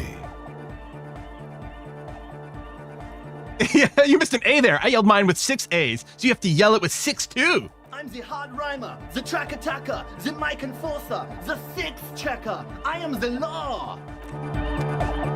We're close. True, hard, full. Okay, what happens if I go, is it? Hardcore. Yeah, I don't know what to say to that. Skipper D, skipper danger. I am the. We're close. True. Say nothing. I think I've done everything on the second option here, so I'll say it say nothing. Hardcore to the mega. Let me double check the all right here. Okay, no, that's done. We're close. So 1, Hardcore, 2, hardcore to the 3, coherent. 4. All right. Yeah! All core, all right. Please tell me what you're doing. Gotta get the people going. Why? I'm the party boy. It's my job. I think I'm also a party boy. You on a track. Watch your back. Watch out for the heart attack. Oh my god. Big club. True. Hardcore. Hardcore is internally coherent. All core. All right. Gotta get the people going. Yeah. Request. Big club. True. Hardcore. Yeah. Oops, that's not where I want to go. That was a misclick. You know Van Eyck? My friend Acele missed. The ad. We might need more info, but I'm gonna try a few more. One. Internally coherent. All core. All He furrows his brow. Yeah, okay, we're gonna get to here. hardcore. No, but seriously, I'm a little worried it isn't. The question is, what is the question? That would have been good if I asked you a question, but I didn't. Now it's just idiotic. Censor question. But there was no question. No, okay. I agree. Big club. True. Hardcore. Internally coherent. All core. He furrows his Hardcore. The question is, but there was a question? Oh my god! Big close. True. In all core. He furrows his So hardcore. I was just thinking that a moment ago. One mind. Big close. True. Hard. In He furrows. Is it though? But is it? I mean, really? The question is, what is the question? No, but seriously, I'm a bit worried it isn't. The skin on your back is crawling. For a second, you can't even hear the music anymore. There is a hawthorn tree on Rue de Saint-Ghislain, right next to the canal. Huh? Don't be alarmed. Everything is okay. He isn't actually worried. Everything is still super hardcore. What he probably means is, it could be even more so. You said you were worried. What do you think is wrong with the music? There's nothing wrong with it. I'm still in love with the hardcore.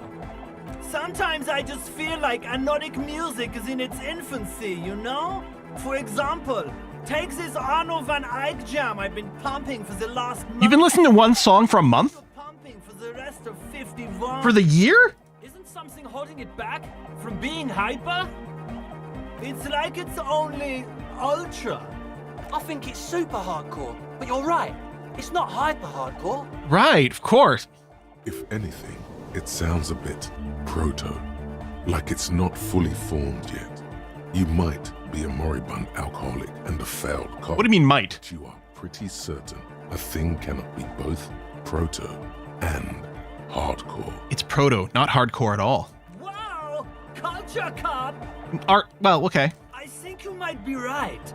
But how could it become hardcore then? I know it in my heart, but cannot think it in my head. If this is not hardcore, how could anything be? That sounds suspiciously like a question. I thought the question was, what is the question? No! This is the answer! Oh. Try to think if anything could make it harder core. What? Guys, there's something happening in his head. I was gonna say, I didn't say this out loud. I'm just thinking even harder! Oh yeah! He's doing it! Looks like I'm pooping my pants. My imagination fails me. I know! So does mine! But there's something else that hasn't failed you. Drugs? Just remember something from the police. I can't help you with this right now. I need something else, something extra. I think I might need some drugs. Yeah! There's a white check that we can retry. Physical instrument. So presumably if I talk to him, I'll get back over here at this point. Because I think I've got one or two pieces of clothing that can boost physical instrument. We can probably get some boosts from these other things too, but it might reset the check. All right. So, oh, I got a skill point. I'm maxing out shivers. I don't care, I'm maxing out shivers. Done. Okay. Physical instrument. No. I mean, there's probably a wiki page that I could use to like quickly reference which things are which, but there'd also be like spoilers about other clothing items. Pain threshold. Maybe I don't have a physical instrument booster. Oh, yeah, the white tank top. And am I wearing anything with a negative? No. Okay, so a +1 is all I got. The large-headed youth. Oh, that's right. I can booze it up. Pump it up! Pump it up! Hang on a second. We're gonna pump it up in a second here. Do I have any booze on me? I've got the blue medicinal spirit. Oh, that's not a consumable though. Tool. I can drink another dose of this. Or maybe the potent Pilsner. -1 morale. Oh, but they're both morale penalties. That's fine. Right in the click spot. There it is. All right, let's do it. I got exactly the help I needed. The large-headed youth. Good morning! Good morning! All right. We're high. Pump it up! No. Fuck! That would be silly. Your body isn't for thinking. It's for robust, wholesome things. Things like discus, javelin, and 400-meter hurdles. Did someone say disco?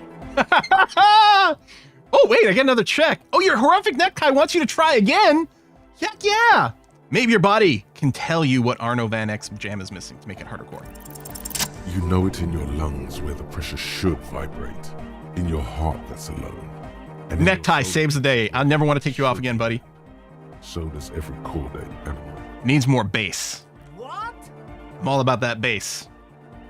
Young man makes a sudden move like he's about to turn the volume down, but that would be ridiculous. And a melody. Good melody is what makes the song really stick, so you can't get it out of your head anymore. Wow, okay. We should start with the melody. But where would we get that stuff from? Nowhere. I'm not going to become some kind of a nautic cop too. I've got enough capo types already. I'm assuming that's just in there, that there's not actually a nautic cop type, but that was really funny. I don't know. I was thinking you would know. I'm sorry. I don't know anything about hypnotic music. I'm just the party boy. Just the party boy. I get the people going and say it's hardcore. He feels ashamed he can't be of more service to the future of dance music.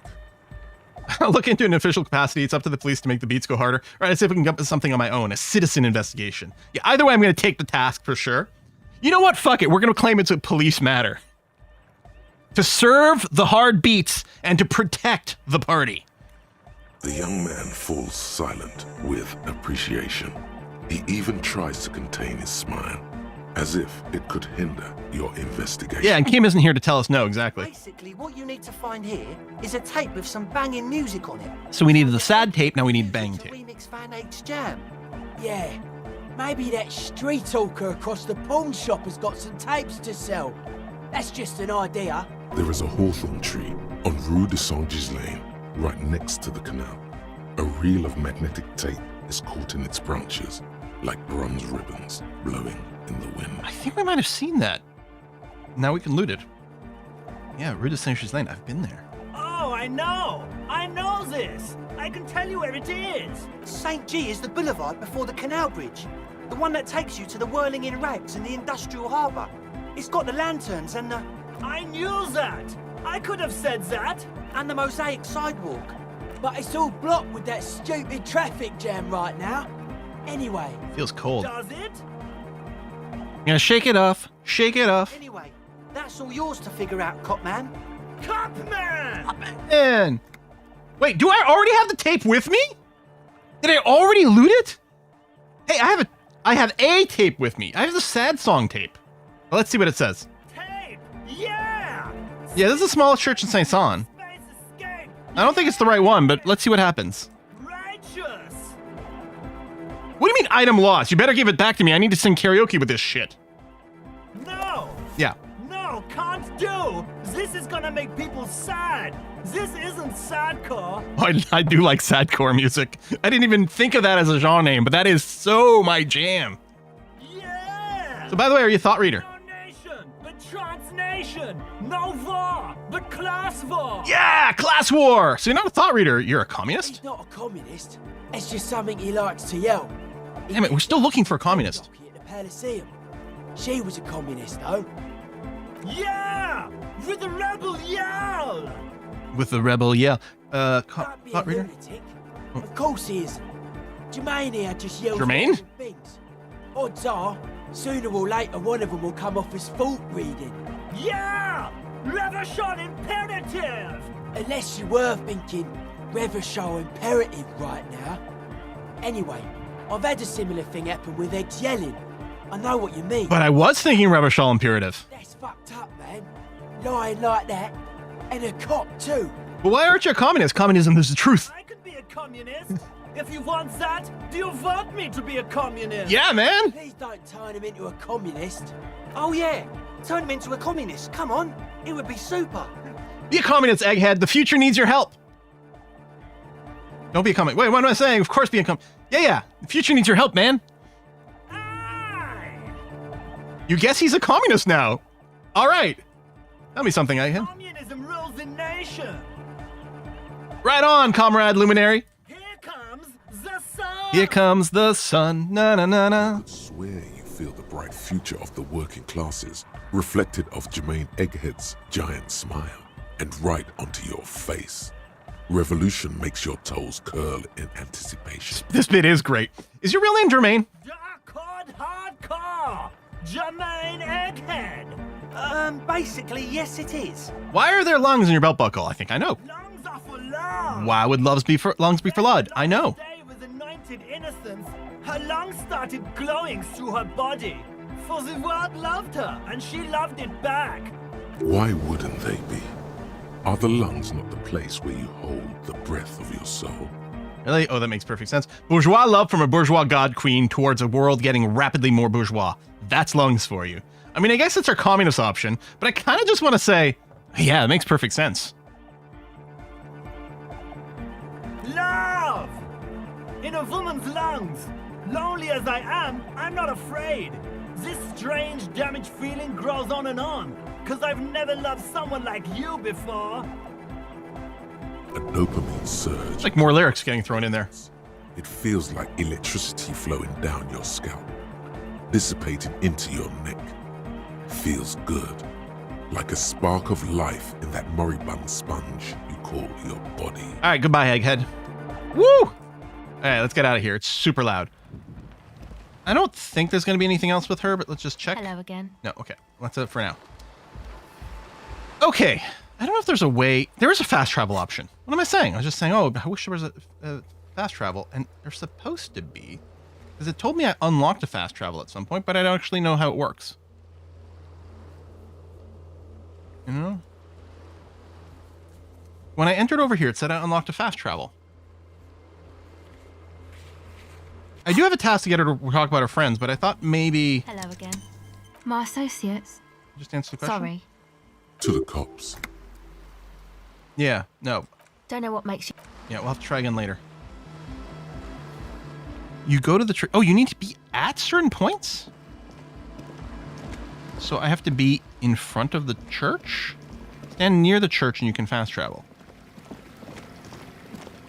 An on-screen indicator? You are here. Oh! So presumably if I'm right at the church or right at the fisherman's shacks or right at the Martinez waterfront, well, I guess if I fast travel, I'll probably, wherever I land... Yeah, it's still active. Okay. Oh, a thought. The surrounding blaze of the electric lights makes the white on blue police livery of the motor carriage. I guess we never had high interfacing before. Beautifully ominous. Wait, why am I even thinking about this? Wasn't I supposed to... Do something important? Something murder-related? It feels like an early thought. There's always something. Oh, we're about to get an ad break on Twitch here. Doesn't mean you can't take a moment to admire this piece of machinery. I'll just finish this, and then I'll go to Fritta and buy some healing meds, and then we'll continue on. This is a Caprice Kanema, the Caprice Motor Corps follow-up. Yeah, this is a really early thought. Successful workhorse. No, I haven't done karaoke yet. I think I have to go and get a boombox, which I want to do from the pawn shop. Ferv series. With its air-cooled, rear-mounted 12-cylinder compression ignition engine, driving the rear wheels through a 4-speed manual gearbox, the Kanema is able to reach 100 kilometers per hour in 13.5. Honestly, that's a lot faster than I expected. Go on to a top speed of 180 kilometers an hour. Want to roll over in the first sharp corner? The high center of balance is offset by a large battery bank mounted at the bottom of the cabin, feeding all the auxiliary systems and making the Kanema effectively a mobile power plant. Tech talk is really rubbing me the right way. Due to a quite steep price tag, it is very unusual to see one in police livery. That machine really puts the loco back in locomotion. Really cool. Mm-hmm. You want to take a closer look? Yeah, what's it packing there? Yeah, this is clearly a really early conversation. So it's good that's happening now during an ad break, because it's not, I don't feel it's very important. 130. I reckon that's a 7-liter V12 there. What's that, a 7-liter V12? 7.2. Supercharged. Whoa! Saying these words brings him immense joy. Fine machine. Yes. An extraordinary machine. It's nice and all, but why so modest? Put some zing into it. Yeah, it needs some flames, some undercarriage lighting. Helium headlights would improve the range and quality of the visual field a lot. You need to slam it, Kim, make it more imposing. Sorry, I'm not following you. Lingo it up. Drop the ride 200 mil, get the camber to frosty minuses. No, that's porno tuning. Use bigger words. It needs a massive aero kit and gargantuan roof-mounted... Porno. That's short for pornography. The sole purpose of pornography is to stimulate one's visual sense to evoke sexual arousal. The same is true with the modifications you're proposing. So what's wrong with it? That's a negative on the porno. Thank you, though. No one in the history of convictions has been more sure of... Hang on, I want to go back here. I want to take the... Ever thought about switching to helium headlights? The halogen ones are important, though, because that's what illuminates our holograms. Actually, I have a pair at home. Oh! Just haven't gotten around to fitting them yet. I need to lay some wiring for the ballast first. If we ever get this case solved, maybe we can do it together. Maybe. Yes, definitely, maybe. Oh, good, we're rebuilding a relationship. You just need to learn to be a little bit more disco, Kim. And means no. Oh. Definitely maybe. And that means no. Fine. Okay. I said I was going to pick up a few healing meds real quick. Before we... Oh no! The door's closed! Alright. So I'm going to... Before I go into the bookstore, because I do want to check on that computer. I feel like I should have my flashlight out, because it's so dark. I don't need to carry the booze. Oh. What is this? Oh, I can mail a letter, too!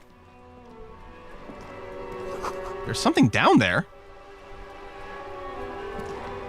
We've seen a few, like, sewer things, but we have no ability to access it yet. Hold on, I'm going to mail the letter. The dented yellow mailbox greets you with its graffito and bullet holes All right. in the front. I'm going to drop the white envelope into the mailbox with the forged signatures. You drop the white envelope in the darkness. It lands with a soft thud on what sounds like a couple of letters. About a week's worth of mail as collected in there. They'll empty this very soon. Probably did the right thing. You can't trust that slug Everard. Yeah. You know he's going to play you somehow. Absolutely. All right, let's go back to Everard. If we don't mention anything to him, he won't know before it's too late. Okay. Sure, but... This musty smell of a potato cellar in spring emanates from the air vent. What is going on down there? Oh. Does this bench have a thought bubble, or an orb? Etched into the wood, barely visible. Remember the rest is lost to time. Okay. Probably didn't have the stats to see it before. Whoa. What have we here? A bridge? A bridge with loose nails and rot-infested wood that creaks in the wind. A construction code violation if there ever was one. Oh, I'm going to say this. It'll make Kim feel happy for us to be all official. Kim, we've got a construction code violation here. True. They never cleaned up the wall damage. The rest of Revachol looks better, though. But Lieutenant, think about the splinters. It's fine enough. Locals use it all the time. See, that whole thing about meeting the guy. Sometime after 2100. This is currently sometime after 2100. But maybe it's got to be 2100 and change and no later. Maybe by the time it gets to 2200, it's too late. I don't know. It's entirely possible. But I always just interpret it as, wait, I mean, this is our first opportunity, because the first time we did it on the same day. Oh, there he is. See, it's fine. It's fine. I mean, maybe after midnight, and like at a certain point, I know everyone goes to bed, but he's there. What's up? Gendarmerie, you found me. Yep, we found you outside your apartment where you probably live, so that's not the most advanced thing. His slender figure is backlit by city lights, its distant streets and motorways flashing like diamonds. It feels like a Friday. He seems to be in a good mood tonight. What happens when we get to Sunday? Do we meet a Sunday friend? And his shirt is still unbuttoned. We got your hint. Found the key right under that stone. Beautiful. So tell me, are you here to make things right again? That's what I'm aiming for. Honestly, I'm just trying not to screw anything up. I'm not going to make things just right. I'm going to make them spectacular. Beautiful. Nearby street lamp casts shadows on his chin, drawing out the slender cheekbones. I have some good news for you. My Sunday friend is visiting me tonight. But it's not Sunday. About you, and it's actually Thursday. Step in. He's already waiting. Who's your Sunday friend? It's Friday night. It feels like a Friday. No, it's Thursday. It does feel like the end of the week. It's so magical. The white falling against the black. By the way, I'm really digging the view here. Mm-hmm. That's why I chose this place. Martinez is special, isn't it? Wait. Suddenly you're digging things? Yeah, man. I'm digging it. Why would I want to meet your friend? Trust me. You do. All right. Very well. I'll talk to him. But first, I want to talk to you. I have so many questions. That's nice, but I don't have anything to tell you. It's my friend you're looking for, not me. Mm-hmm. He takes another drag of his unfiltered cigarette and looks around. It's getting dark, and the neighboring windows have lit up one by one. Downstairs, a cat crosses the yard, disappearing into the bush. Besides, I've got to run. He's going to leave you alone again. That's sad. Go if you must. I don't care. I don't care about people leaving me all the time. Don't worry. We'll meet again. Come find me in the bar of the Whirling some evening. Oh, okay. A man on high heels stumbles out of a basement club. Music blasting over the environment. It's chilly, and as the chemicals hit his nervous system, 1,000 shivers ripple through his body. Only if you promise that we'll talk again. It's important. Something flutters in the corner of the lieutenant's mouth as you're saying those words. We'll talk. Just not tonight. Take care, all right? All right. And he's gone again. Looks like it's becoming a theme for him. There's something so different about him that I can't just put my finger on. Different, of course. There's something so mysterious about the way he talks and moves. Something so mysterious about the way he talks. Vince squints his eyes, trying to hold back laughter. Very mysterious. Very. Very. Come on, detective, let's go. We've got a potential witness to interview. His Sunday friend, remember? Alrighty. Is Shivers? Yeah, Shivers is capped. That's great. I could leave open the point to unlock a reroll. I could put a point in perception since I have changed my clothes to get it back up to this. I do kind of like, we could actually put points in drama. Oh, we've got a -1 to drama right now. This feels wrong. I like drama a lot. Do I just start investing in it? I could put more in Inland Empire, but it feels like we've got so much. And right now we've got the items and stuff.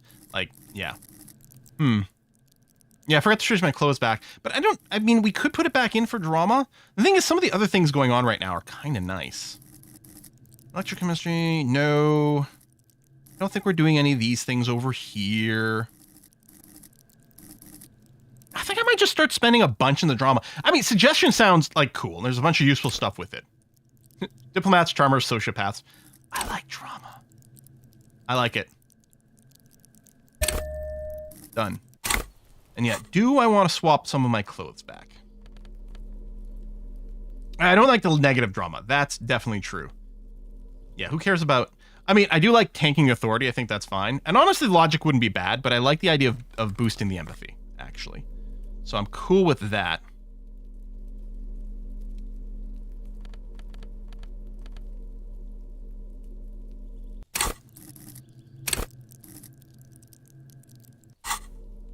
So, we're break even on drama now? Nothing else bring it down? I could put the mesh shirt back on. I think I will at least... Yeah. Put that, because I don't care about the physical instrument. That's okay. I think I'm fine with the rest. Ooh, the boost to Shivers. Although Shivers is at a 10 right now. I don't know that Shivers needs the boost anymore. I might leave this on. SPD call, visual calculus. Kind of cool with it. Okay. All right. Let's head into this room. Who is that person? Quarterly Business Magazine. I mean, this person looks like a business person. Did he bring it? Expensive men's perfume lingers in the air. Governmental issues take me all over Revachol, as you can see. Okay. Old photos of the same apartment dated 01. 50 years ago? I'm gonna steal this. I hope you don't mind, because I'm 100% putting on Party Dragon silk robe. Oh, it's a jacket! I thought it was an upgrade to my shirt. Oh, shit. Oh, shit. Yes. Oh, my God. I'm sitting at a 7 right now.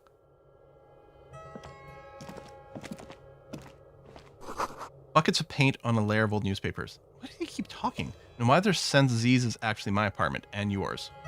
So you don't mind that I'm stealing your shit. Okay, tell you what, I'm just gonna start. Well, let's peek at the bed here. Exquisite candy made of metal. All right, there's stuff to loot. Transparency has always been our highest priority. Who the fuck are you? What are you babbling on about? You have acquired the robe. Keep it, officer. It looks good on you. Okay, yeah, I'm happy you like my robe. That is now mine. My name is Charles Vildrouin, and I am an official with the coalition government. I work for the Institute of Price Stability on assignment from Sur la Clé. There is no such thing as private property, comrade. It is all ours, right? I heard you talking to my friend outside. Very good. Super. Super. I am here to assist you in any way possible. Ask me about the hanging. Okay, I'm not used to someone being helpful in this game. No, first ask an innocuous personal question to get the interview off on the right foot. Yeah, let's fuck with him. Who does he think he is? Assisting you? I'm sorry, I need a quick break. I really have to pee quite badly, so I'll be right back. Everyone get up, stretch, hydrate. It's time. BRB.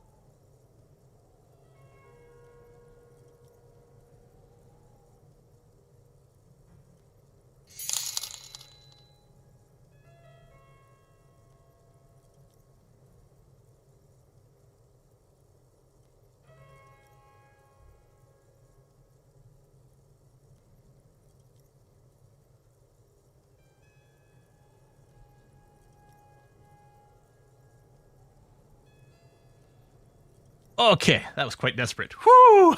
I feel better. Oh, Parduk with the gift subs for the chair. Hell chair. Thank you for paying the appropriate tithe to the chair, Parduk. Much appreciated. All right, let's fuck with him. Who does he think he's assisting? You? Like, we're mad that this person is being so helpful, but it's like suspiciously helpful. Before we go on, I have to inquire about this wonderful canopy. Oh, yes. My friend has a great eye for these things. He refuses to tell me where it came from. It's a mystery. I believe they call this type of frame industrial. It's very comfy. That's really all I can tell you about it. Forms a little rooftop with fingers, cold air sweeps in. What was that? You were supposed to fuck with him, not compliment the decor. The lieutenant takes out his notebook and nods to you to proceed. Oh. So you actually witnessed, or, wait, first of all, what's an official like you doing in Martinez? The coalition is only looking out for the price stability. Inflation is a killer, like a heart disease blocking the normal circulation of the economy. It must be controlled. The economy impacts the entire international community, which is why it requires international oversight. What is the price stability? It is the most important thing. That doesn't tell me anything. It's the central goal of any sound monetary policy. Maintaining the price stability is essential to maintaining high levels of economic activity, which is essential for maintaining high levels of employment. So, for example, it would be a really bad idea to just throw out sweeping tariffs on all international trade, basically. Because obviously that would change the price of things, slow down economic activity, and lead to massive levels of unemployment. All right, cool. Just making some notes. Maintaining the social stability. Yes, yeah. Basically, it makes sure the price of bread doesn't change. Yeah. Précisément. Too much inflation, bread becomes too expensive. Too much deflation, it becomes too cheap for bakers to produce. I'm not going to get political. 2 drinks of tea later. Now, hold on. That's why the Institute of Price Stability works to keep inflation just below 2%. Below 2% of what? But not too far below. No. Too below is also bad. It's true. I think most monetary policy aims for an inflation rate of about 2%. So you're not answering my questions at all. The coalition believes in the importance of informing the public about the benefits of the price stability. Transparency is one of our principles. Would you like an informational pamphlet? Yeah, I'd love one. A sound monetary policy is essential for addressing just some tea talking. Stability is the raison d'être of the moral intern. It's the reason why I identify as a moralist. But oh, I don't have my leaflets on me today. That's too bad. You can always call our information line. Making information available is part of the moral intern's commitment to transparency. I was promised a goddamn leaflet. So what's this international community? This, yeah. La communauté internationale is what Reva Is it the 3rd or 4th international? The coalition. In other words, the nations that stopped the disaster of the revolution. So you're some kind of bureaucrat. Yes. As I said before, I am a commissioner from Acele working for the Institute of Price Stability. This is one of the main projects of the Moral Intern. Wait, there isn't actually an Institute of Price Stability, is there? Or maybe there is. God, it's impossible to understand whether someone from the Moral Intern is joking or not. All right, but what are you doing here in this apartment? Well, I'm renovating it. It is an interesting project. The building used to be a 12-story skyscraper before the cannons took the top 4 stories off. This, of course, happened when the coalition forces landed here. You could say I'm undoing some of the material damage the international community caused when we arrived here. Okay, enough business. Talk about whatever you wish, officer. All right. So you actually witnessed lynching? I'm sorry to say I did, officer. Is it because you did it? Kim, this is just the break we've been looking for. And Kim's like, dude, be cool, man. Dude, be cool. Easy, detective. No need to jump to conclusions. Is it because you did it? No. Let's start from the beginning. Actually, it is. Is it because you did it, Mr. Vildrun? Because I did it? Don't jerk my chain, paper jockey. You did it, didn't you? What's the meaning of this? Is your colleague here trying to arrest me? He sounds almost mocking, saying those words. There is no meaning, sir. Please excuse my colleague. This case has been a great strain on his nerves. Yeah, have you seen how I'm dressed? Back off. Now. This man has diplomatic immunity. It serves no good to accuse him of a crime he didn't commit. All right. I haven't been myself lately. I don't even know who I am, not truly. Well, I can certainly understand that. That hanging was a surreal play. Everything since then has been too. I was on the balcony when it happened, getting some fresh air. I remember that first they came in, carrying what looked like a body. And then I saw all the surrounding windows go dead, one by one. That's when I understood. I should not be seeing this. Yeah. Sounds like the victim was unconscious, or at least incapacitated. Or shot in the mouth. Interesting. Who are they? Could you describe them? I couldn't see their faces well, and there were quite a few of them. But they were very loud and very Martinez. Let's just say that the laboring classes can get rather expressive with their profanity. Yeah, I got a few for you, buddy. Okay, how many of them were there? I couldn't tell you exactly. Less than 10. Maybe 8? Yeah, I mean, 8 is the number we're thinking of because there's like the 7 people in the bar plus the one missing one, the woman, presumably. The lieutenant sends you a sharp look at the mention of that number. Were any of them huge, like 200 kilograms huge? I mean, no. That's a giant you're describing. No, they were all quite human, as far as I could tell. Yeah, what happened next? I went back inside. Yes, back inside. Keep yourself safe from the killing. Half-Life's got a lot of shit to say now. I'm wearing some clothes that is boosting it, I think. Were you able to see anything? Oh, I got the +1 from the drink. That's why it's enough to hit these lines now. Very different vibe playing with Half-Life. It'll be interesting when I do my replay. Officer, the yard was pitch black. There was nothing to see, but I could still hear their voices. They were threatening to kill that poor man.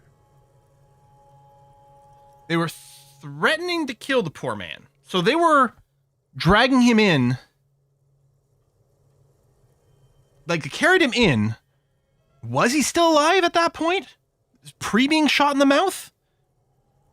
Maybe they didn't even know he'd been shot in the mouth. That could be the crazy thing. They could have assumed this whole time. Actually, they were quite surprised to hear that he had been shot.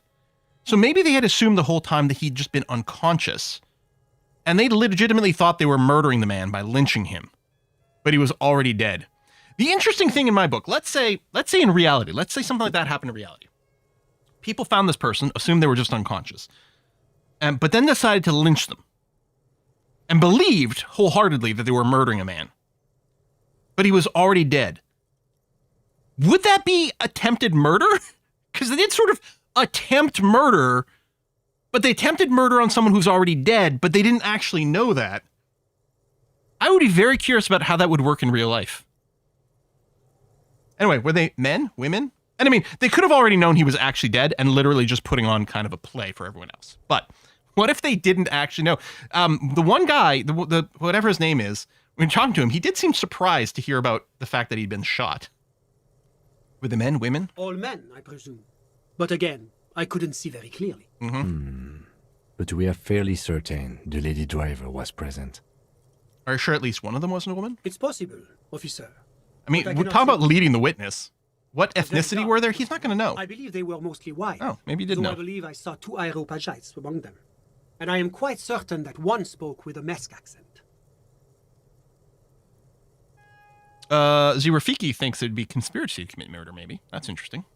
Desecration of the corpse. I mean, at the very least, they could be hit for that, right? Anyway, what happened next? Well, that's the strangest part, officer. Nothing happened.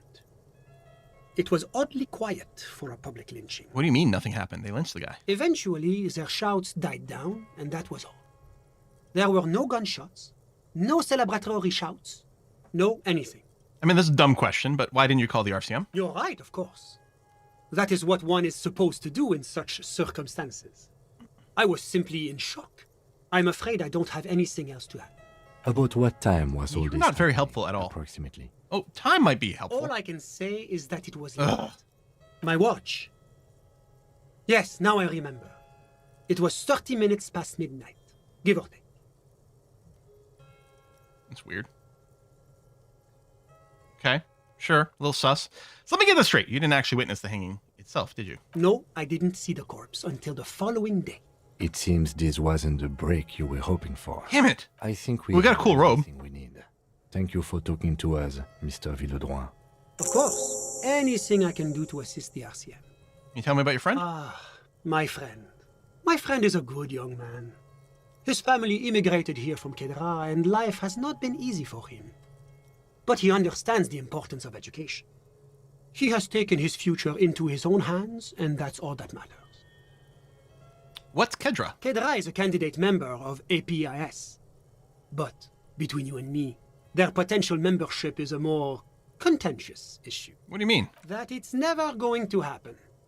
They enter negotiations in 21, and it's been pending ever since. What's this EPIS thing you keep talking about? EPIS is a very special program developed by the Moral Intern to support certain Occidental nations. It began as a unified system of weights and measures, which proved to be a wild success.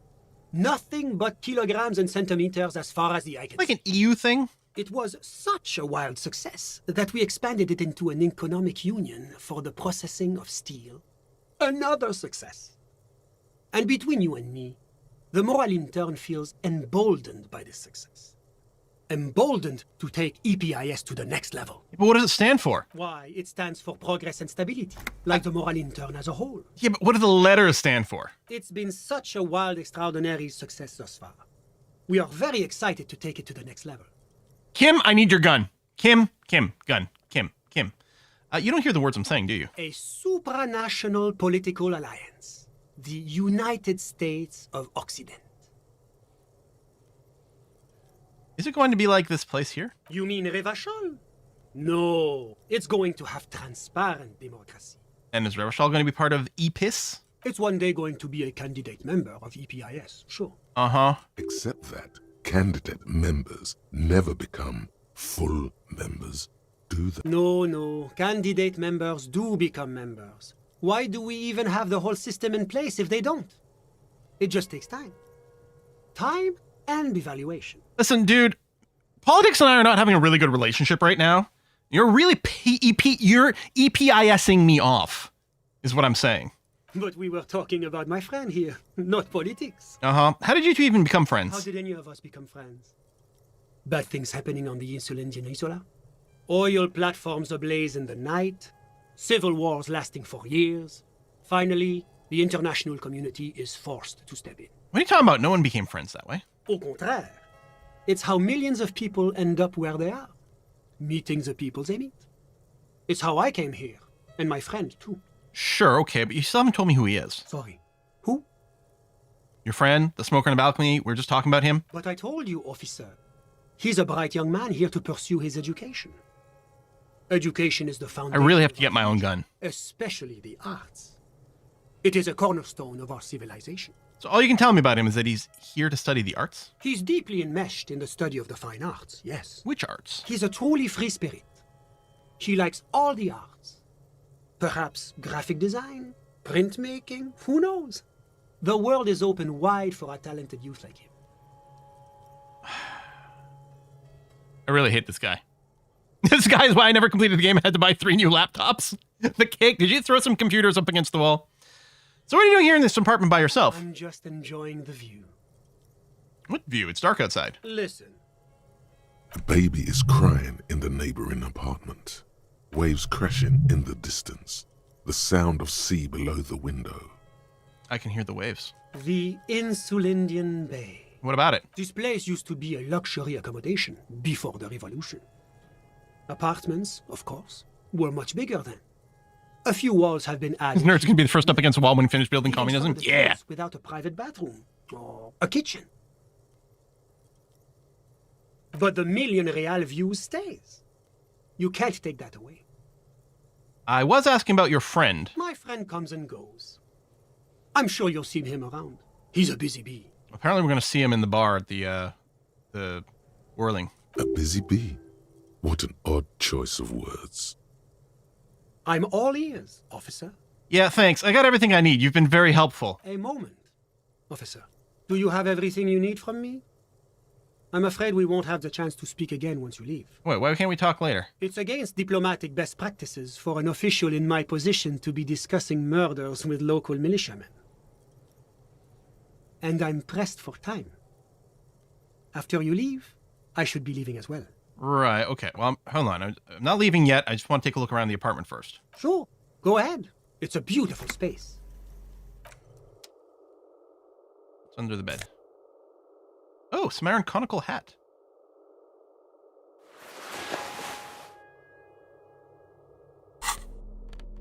I could put it on for a second just to see if it triggers anything. I'm loving the look, by the way. I hope the smoker guy's not going to be upset when he sees me again. I'm wearing all his clothes.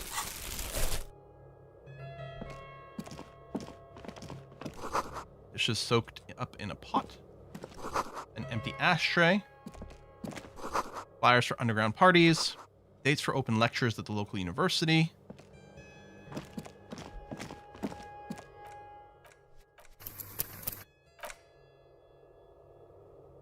making a new save, just in Was case. there anything else? So, I'm sorry to say I did. Start from the Officer, beginning. He holds out his hands this is and different. blossoms his fingers like a drum. What do you mean, like in a play? it was just so strange. I could barely comprehend what was Just gotta happening. make sure we went through all the options. I was on the balcony when it happened, getting some fresh air. I remember Yep. that that's when I understood. Yep. Sounds like the victim. Okay. I went back. Were you able to... Officer, No. Okay, we did this. that's eventually, I'm afraid, About what? all I can... My watch. No, It seems... I think we... Of course. Any... All right. I feel like we've got everything we need from this guy.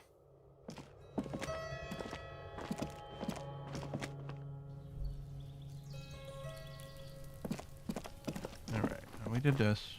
Okay. Just on the off chance. I don't expect the smoker to be there. But we're going to go and check the whirling in rags. Then I can kiss Kim goodnight. I'm going to go to the pawn shop. And then probably go to bed.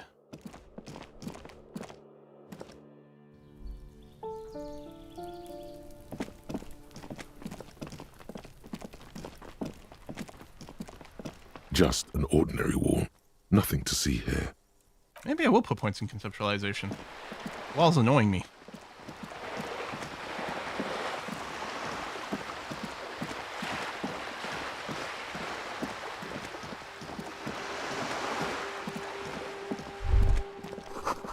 Book appears to be erotica, but without actual erotica. What book?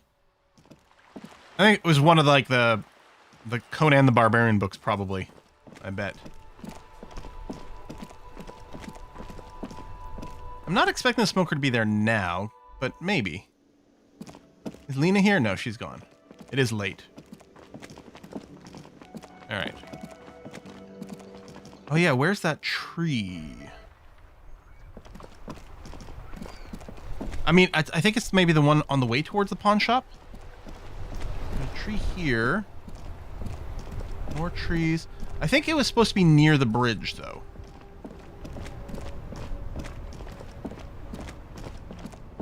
Not on the other side, is it?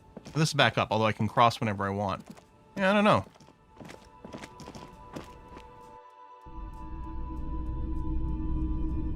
Alright, listen. I'm here to buy a boombox. Although, I think one of the things in the quest or something at some point, make sure it works. Flashlight. Oh, right. I'm sorry, buddy. Sorry, Roy. My bad. Hello, hello. Let me know if I can help you with anything. Oh, do I buy it by clicking on it? The boomboxes wait on the shelves.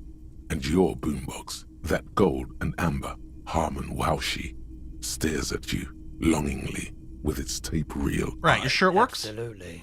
I've tested each one myself with recordings of speech, found sounds and music from a variety of genres. Alright, I want to buy the boombox. And here you are. Quality sound reproduction on the go. It'll play anything, wherever. Turn any tape into a conversation of sounds and shapes. You see rows of toy soldiers guarding the rest of the trinkets displayed on the table. Some on horseback, others in rags. Others... That's another one to maybe consider. That's interesting. Alright, this is the reel-to-reel boombox of everyone's youth. A little banged up, a little chipped, and honestly not that loud either. It looks cool though. Sells it being carried on the shoulder, allowing you to play audio tape items and blast music in the face of unsuspecting strangers. One track was lit up. Is the... Can I play this now? The porter reel is just what you needed. The reels attached to the apparatus with a satisfying click. The tape is routed behind the magnetic reader.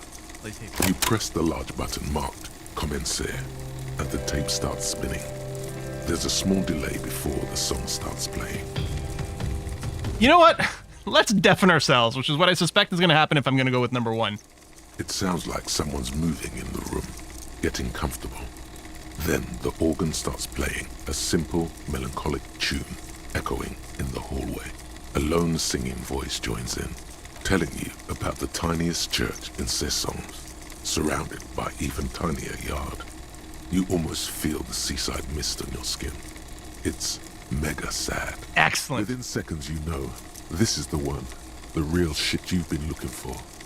The one you trust your room to that Claudia told you about. Perform it. A click, then silence for a bit. Then the tape stops spinning. Oh yeah, I can sing this for karaoke. Of course you could sing this. You could take sad to a whole new level with this. Yes! And you already know the lyrics since you've listened to it like a million times. Yes! Yep, they're all here. All 3 verses. And the B-side of the tape contains the instrumental version. It's like the world itself is telling you to do it. Only one obstacle stands on your way. Is it not loud enough so I need speakers? Gart. Oh. You have to convince Gart to let you sing karaoke in the whirling. After you've won him over, you can express yourself. Let the pain out. Make everyone understand. The lieutenant watches you pack up the boombox. He doesn't say anything. Okay, awesome. All right. We even got a great outfit to sing in.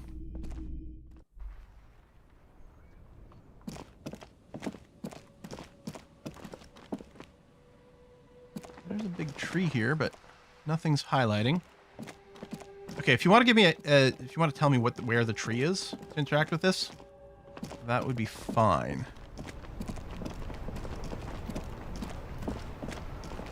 Across the street? Like, to the right? Oh, there it is. Oh, there's something over here in this balcony where I can't... Interesting, I can't get there. The hawthorn tree on Rue de Saint-Gilles Lane. Bronze-colored ribbons of magnetic tape are caught in its branches, fluttering in the breeze. It'd be hard to take down without tearing. Just like promised, you've stood here for what seems like eons, guzzling the sickly fumes of lorries and carriages. Piss off, nature! You know. Good hawthorn. Pat the tree. Patting the tree reveals a small sticker which has almost been worn to oblivion. It reads, RCM Emergencies Desk, number 8102, underneath a slogan, Mankind, be vigilant. The gnarled hawthorn tree on Rue de Saint-Gilles Lane. A wintry... Okay, we've got an interfacing of 2, which I think is, yeah, just +2 from our gloves. I don't know if I have any other interfacing clothes, and I think the answer to that is no. It doesn't ring a bell. Is that? Oh, that's hand-eye. So I think we've got our best bet right now.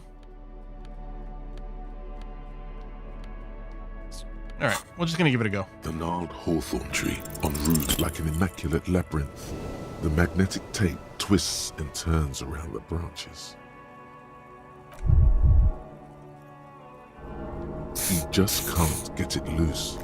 All you've done is make your fingers bleed from the thorn. Yeah, let's not die. I really need to get a healing item. Okay. I still can't get there, huh? Oh, there's footfall within. Not human. Not human? Only dog, no more. No, I want it to be something cool.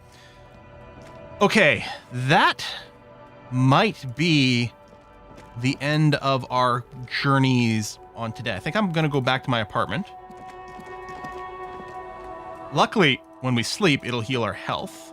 At least it's supposed to. And then when we get up in the morning, I'm going to go to Frita and get some more healing items. Oh, is this one of the traps? There's more to do by the church. There's like a whole place on the docks over there. There's a whole cave. The reeds at your feet. Looks like the same one you saw Morel set before. Booze is already worn off. Mesh, same wiring. Let's look around. The reeds bend forlornly toward the sand. You see slabs of concrete north. Booze is worn off. Oh, am I about to die from the worn out booze? Maybe I'll do a little save right after I'm out of this convo and we'll check. The constant, distant song, louder on this part of the coast, nearer somehow. And there's that cold again. Always the cold. Reach for the trap. Locusts are crawling around in the trap, confused but uneaten. You see no carnivorous reed phasmid gorging on them. Big surprise. Anyway, 1 down, 3 to go. Damn, I was hoping to be in the first one. No, you weren't. I had decades-old concrete defenses. Children play on them now. This place doesn't need a youth center. Apparently I can re-interact with that. Where's my apartment? Can I get to it this way? Can't remember how to navigate around these villages. And it's so dark.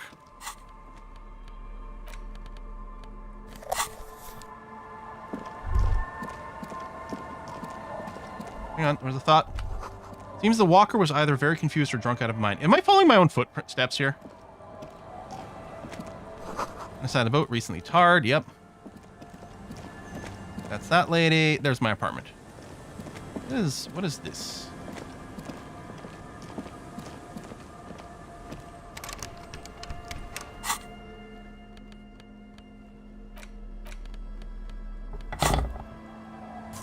Ah! Cool.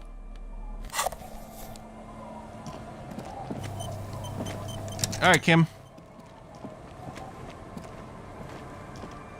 It's getting cold, this late in the night. Time to call it a day. All right, Kim. Good night, officer. We'll meet in front of the shack in the morning. Now, no, there's a loose floorboard. Except I still don't have a click spot for it. Got this glitched thought bubble. Oh, I wonder if I could try to shave again. Oh, I might die doing it. Maybe I'll try in the morning. The bed is comforting, if a bit run down. Still, you've earned a rest. Go to sleep. Yeah, you're supposed to full heal on sleeping is one of the bloating tooltips or something. Underneath you is soft, if lumpy. Waves wash the sand underneath the hut, then grow distant to your ear. In the quiet hum of the organic heater, you fall asleep. That was quick. Like a deftly cast fishing net, sleep pulls you out of the world and into its dark shore. The rough mesh chafes, tightening around you, it digs into your brain. I like option one. Great. This is going to be really chill. How have things been going for you out there? Honestly, we're moving. Helped anyone lately? Saved anyone lately? Murdered anyone lately? I mean, I've tried myself a couple of times. This bastard isn't even listening to you. Because you know you are a murderer. A disco music listening psycho killer who offs poor people and then forgets about it. Shut up, I just want to sleep. Hear that? Iceman wants to sleep. He doesn't care about killing people. That's nothing to him. Black water under the bridge. The thing he's really scared of is much, much worse than that. What is it? Don't tell him, sister. It's too bad. They're right. This is their function. To keep you from it. Why are you doing this? I just want to sleep. We're trying to help you. All these processes, these tortures, voices and tremors are all just distractions, flares and countermeasures to keep you from the last dream.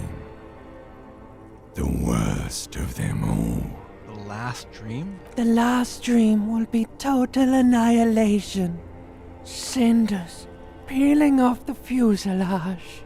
We won't be there to help you anymore, Harry. We will be dormant. You will be naked and alone. And the air will smell of apricots. Of hell. An ancient sadness, brother.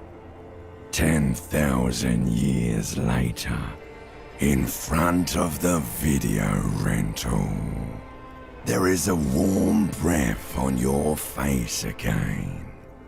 Everything is okay again. Everything is so okay. It doesn't sound like it will be okay. Your eyelids flutter open for a moment.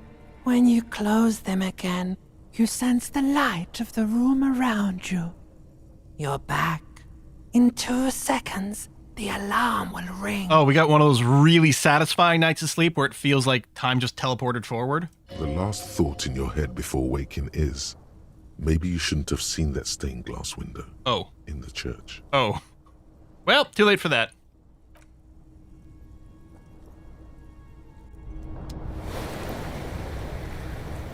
Oh. I'm in the chair? Why am I in the chair?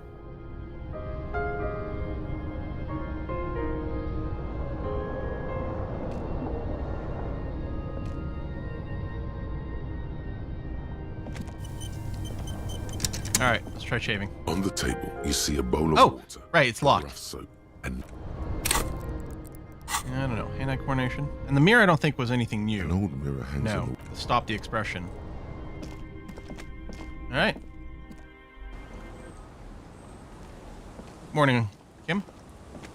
I really do want to go... Can I fast travel from here? I'm in the fisherman's... Yes, good. Fast travel to here. I forgot I could fast travel to my shack, too. Although I guess we were stopping and grabbing things along the way. Yeah, you're back. I want to go to Fritta and get some healing items. Technically, we're supposed to go and talk to Evfart again. Tell him we've mailed the thing. Lie about the signatures. The rose, yellow rose in the window. Those aren't the flowers. Those aren't the flowers that were left for Klasha.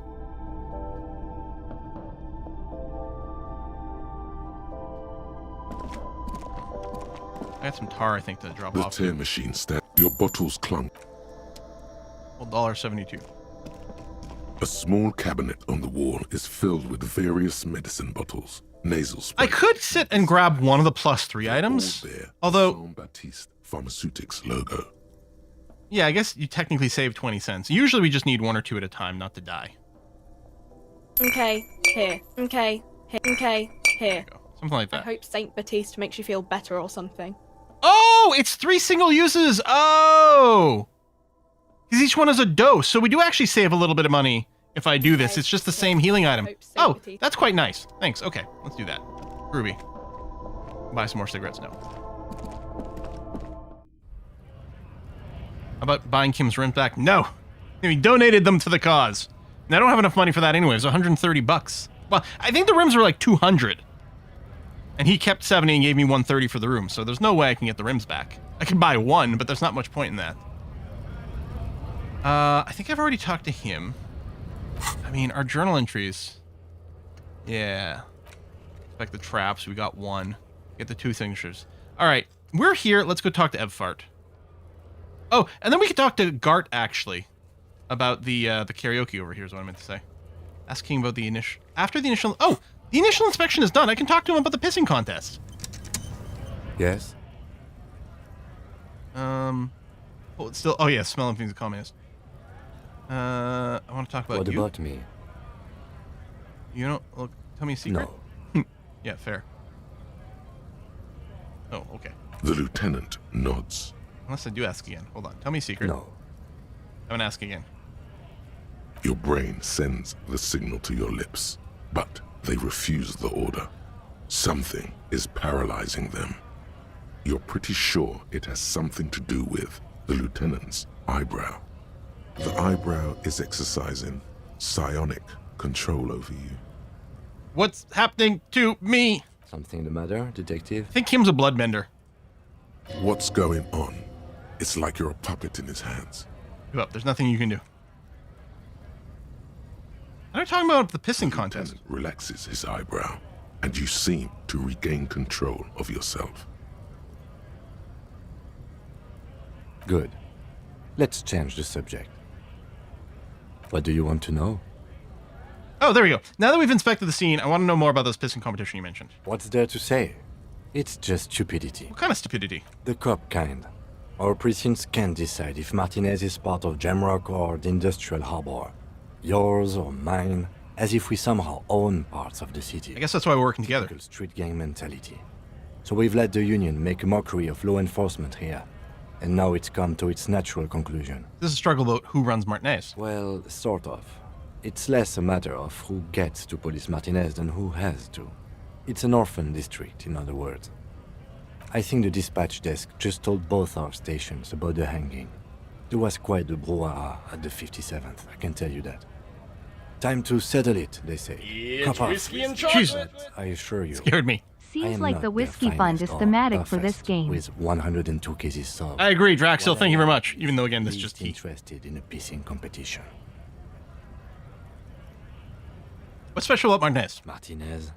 Nothing. It's just a puddle at the end of some drain pipe. No one cares about this place. They care about sports. Most of our colleagues don't even know how to get here. North of the interchange doesn't exist. A tremble comes over you.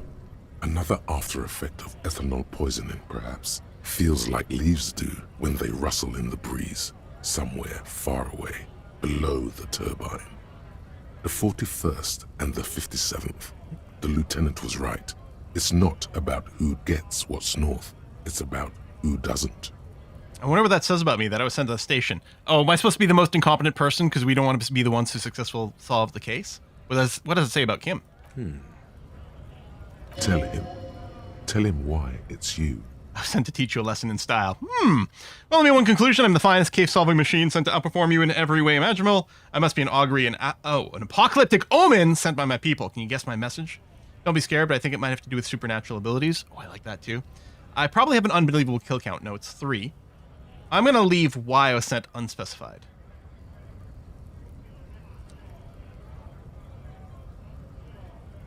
Don't be scared, but I think I might have supernatural abilities. He opens one hand and looks at it. A moment passes. Which school do you subscribe to? Mambo or Jambo? Mambo number 5.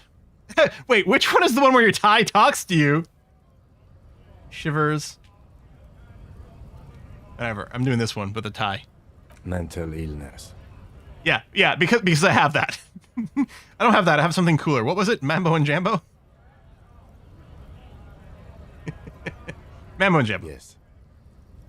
Mambo, I have vivid interior. I see and feel things. Jambo, I mean, this is inner empire or whatever it's called, and this one feels like Shivers. And I think I have both. I imagine strange things and get cold chills too.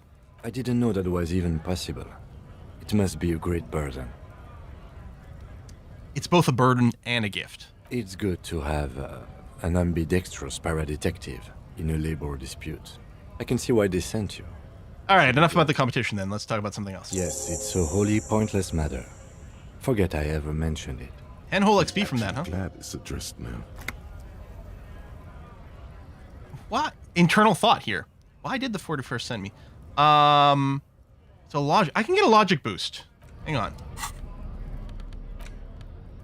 Again, the clothing minigame is not particularly fun. We know this. I think that's probably it. I think the +2. Oh, no. And that. And get at least 3 positive logics. Oh, no. And the hat. Oh my god. I forgot. We got so many logic boosts. We never have to invest in it because we can just, like, go crazy logical whenever we want. And that's another... Well, this is more logic.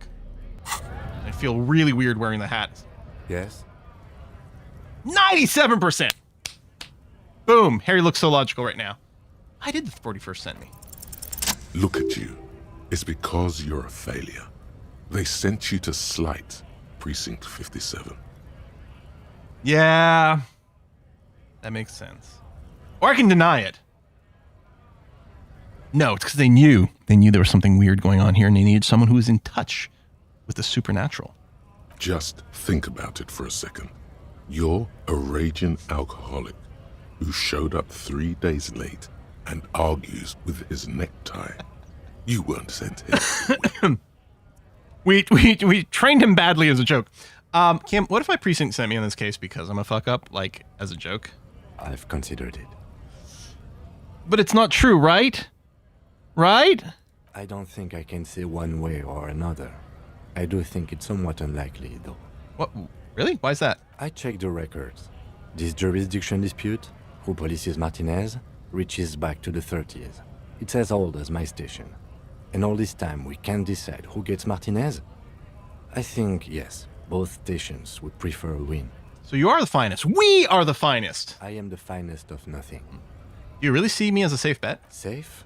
No. But you're old. You've made it this far. Something has brought you through. We've only just started working together, so I don't know what it is yet. But it's there. So no, I don't think they sent you as a joke. And even if they did, they are in for a surprise. He's right. There are no airtight theories, just paranoia. You've given it some thought. Now let it go. All right. Well, that's done. Okay. I don't want to talk to Guard about karaoke. Before we go and see Evfart.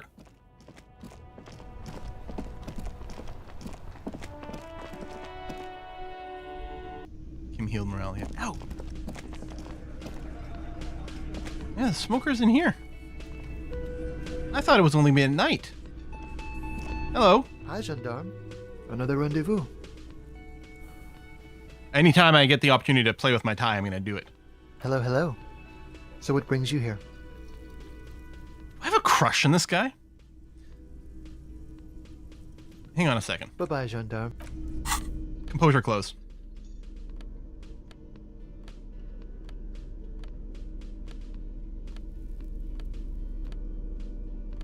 I got a couple of conceptualization clothes. I don't know if I have any composure clothes. Oh. Shoes. And you know what? I'm not going to bother about swapping back. Only it's like in times where it's there's a point. Hi again, gendarme. And we might be able to do some sort of medication help. Yeah, this is going to be pretty bad, but let's try it. It's white check. We'll get some bonuses. It's the sports. He's a sports guy, all about that physical prowess and athletic skill. Nothing else here. Yeah, I don't think that's the case, but so what are you doing here anyway? Admiring the atmosphere. What about you, officer? I don't live here anymore. That's not my room anymore. This is where I'm going to go down in history. I'm going to sing karaoke. Really? Well, I look forward to that. Yeah, man. So tell me about that muscular type who came to investigate the crime. Oh yes, let's see. He knocked on my door a few days after the lynching. I think he was going through the entire building, asking questions. What'd you tell him? Nothing. That I didn't see anything. Did you tell him about your friend? What friend? Your Sunday friend, the witness. No, I don't think it came up. What do you look like? Muscular, handsome, strong, like one of those military types. But not as handsome as me, right? Was he alone? Yes, but he was speaking to someone on his earpiece. Earpiece? Yes, you know those tiny speaker Yes. microphones that fancy security guards sometimes wear. What was he saying? Just reporting back whatever I was telling him. Besides muscular, did he have any other identifying traits? Oh, let me think. He had an accent. He sounded like one of those mercenaries. He sounded vaguely Oranese. No, not vaguely, scratch that. He sounded definitely Oranese. Thanks. Sure. Anything else on your mind? Well, I did meet with your Sunday friend. You did. And how did you like him? I didn't. You're right, he was magical, magically bureaucratic. I didn't like him as much as I like you. Hey. You know what? Let's flirt with this guy. I like him. Oh, shoot. Why not? Who is he A anyway? visitor from the first world. He's not like you and me, gendarme. He can always return. Return where? To his opportunities in Occident, sur la clé. Still, his coming and going brings some life to the village. Or is it just money? I don't know. So what are you two? Friends, I told you. Sunday friends. Friends who like to get together from time to time. That he won't be there when times get tough, I guess. Is that even a friend? It is. On Sundays. Why was he staying at your place in the middle of the night? He has keys. And he likes the view. To the sea, I mean. Oh, yes, to the sea. Anyway, I don't want to talk about other people. I want to talk about you. Hmm? What about me, gendarme? We didn't get any modifiers. Bye-bye, gendarme. I'll get back to you. Listen, Lena, I met your husband. Did he come and visit you finally? Oh, hello, dear. Oh, I have a bird to give Gart. Again. I ran into your husband on the coast. Goodness. How is he? Did he say why he hasn't returned yet? He should have returned by now. Then a night, I sent him home. He's fine, ma'am. As we had suspected, he couldn't get back earlier because the water lock on the canal was broken. Now he's just finishing up some work. Oh, yes. That's my Morel. He's bound to catch a cold staying out there for so long. But I am so relieved to hear that he's okay. Thank you for putting an old woman's heart at ease. if even a little. Anything for you, Lena. You haven't, however. There are dangers out there. Our aging bodies fail. Her heart won't rest until Morel is safely back with her. Now maybe she'll open up about those fascinating cryptids. Take try her that. mind off all this. And we'll save that for after. Maybe you convince her about the cool cryptids. There's really no point in manipulating anyone. She'd be only too pleased to tell you about her work. Yeah. Go on and ask. Hey, Lena, I'd like to hear about some of the cryptids you studied. Could you just tell me about a couple of them? Oh, I'd be delighted. Truth be told, I could really use the company too. One cryptid, not a couple. One. This won't turn into some kind of cryptid extravaganza. Cryptid extravaganza? I like the sound of that. And I don't. Just one. Kim. You started off so high.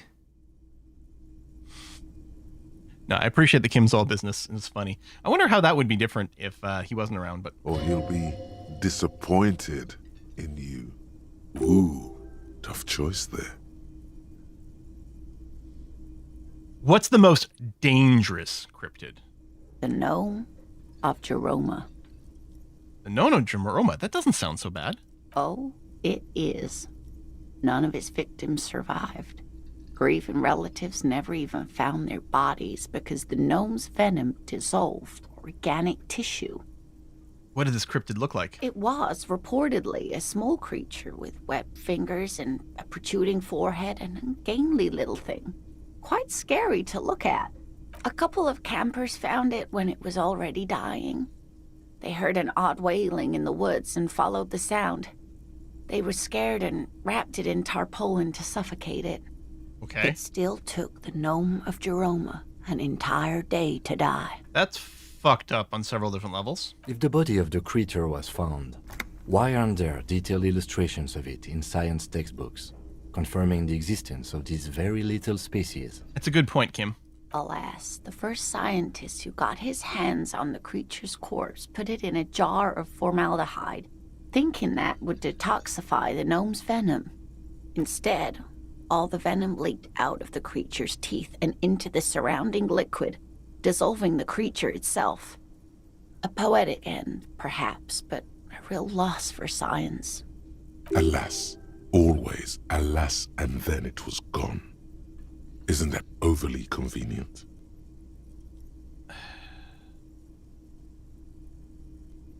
No, it was a perfectly good explanation. Stop being so skeptical. Sure, a perfectly good explanation. It dissolved in its own venom. Go on then. Ask about more gnomes or whatever. I'm going to ask about another one. Kim's going to be upset. But I'm going to ask about another one. What's the tiniest cryptid? Hey, you promised you'd only ask about one cryptid. But Kim, don't you want to hear about another cryptid too? The lieutenant pauses, thoughtfully. Something in him breaks. Ah, fuck it. Let's have more cryptids. Kim! Oh, several million disco points, buddy. Well, the smallest cryptid is the Cryobacter catlensis, a unicellular bacterium. It was discovered in one of the northernmost points of Katla on the Boreal Plateau by renowned geologist Caitlin Mijanou some 70 years ago. What's so special about it? Bacterial colony Mijanou found had remained alive while frozen in ice for longer than anyone could reliably estimate. Certainly from before recorded history, Mijanou disappeared shortly after injecting herself with the bacteria she had brought back to study, no doubt in hopes of prolonging her own life.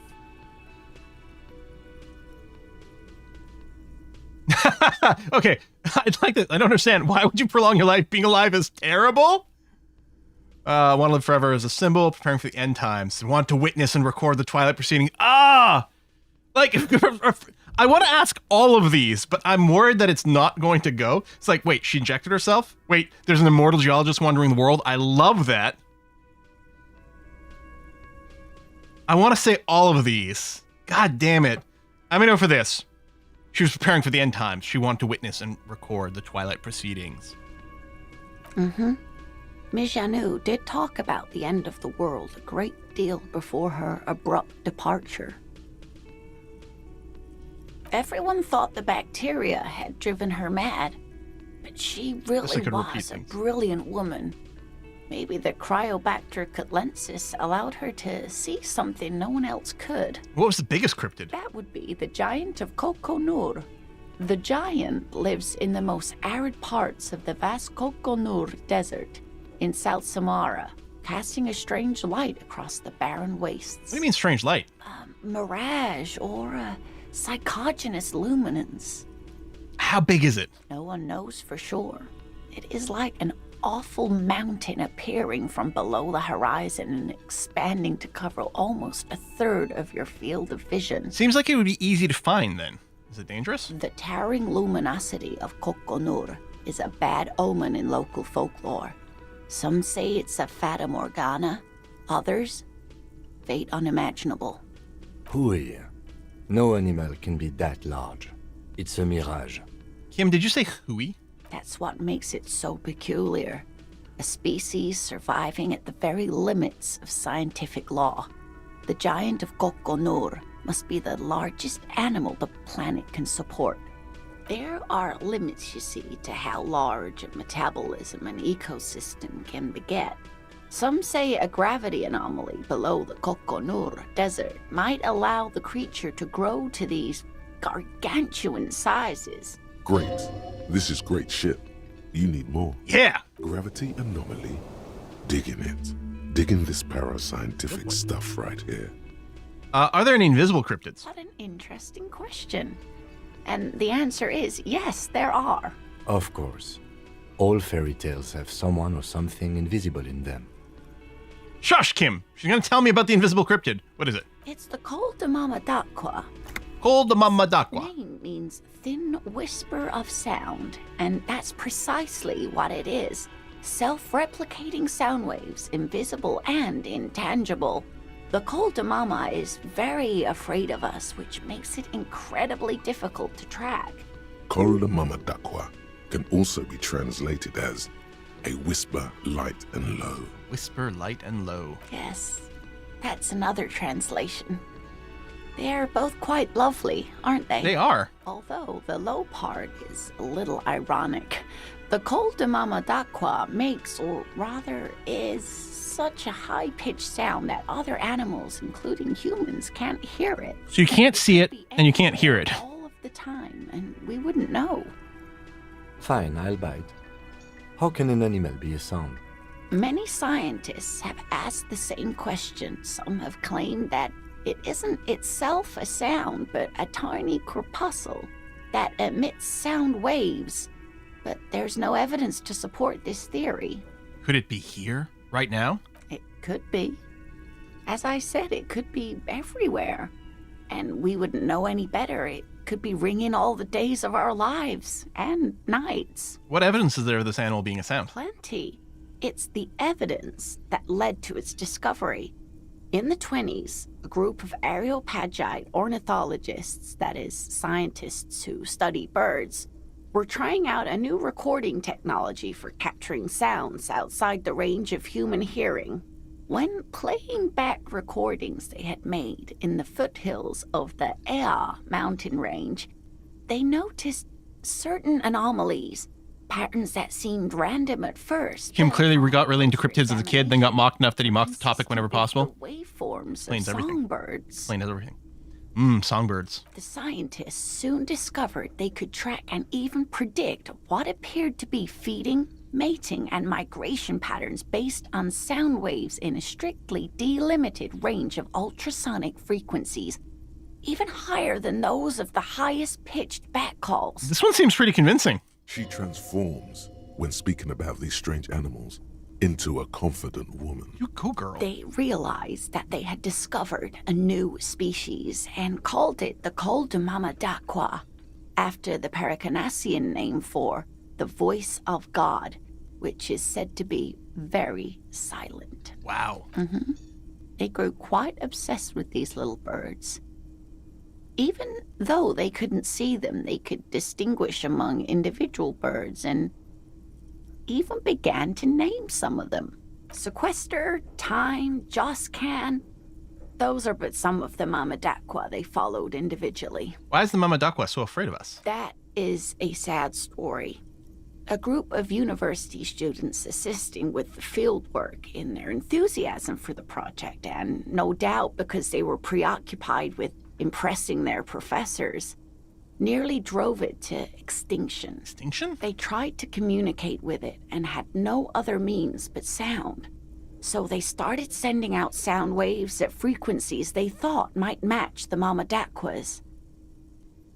And what happens when a sound wave meets another sound wave of the same frequency, dear?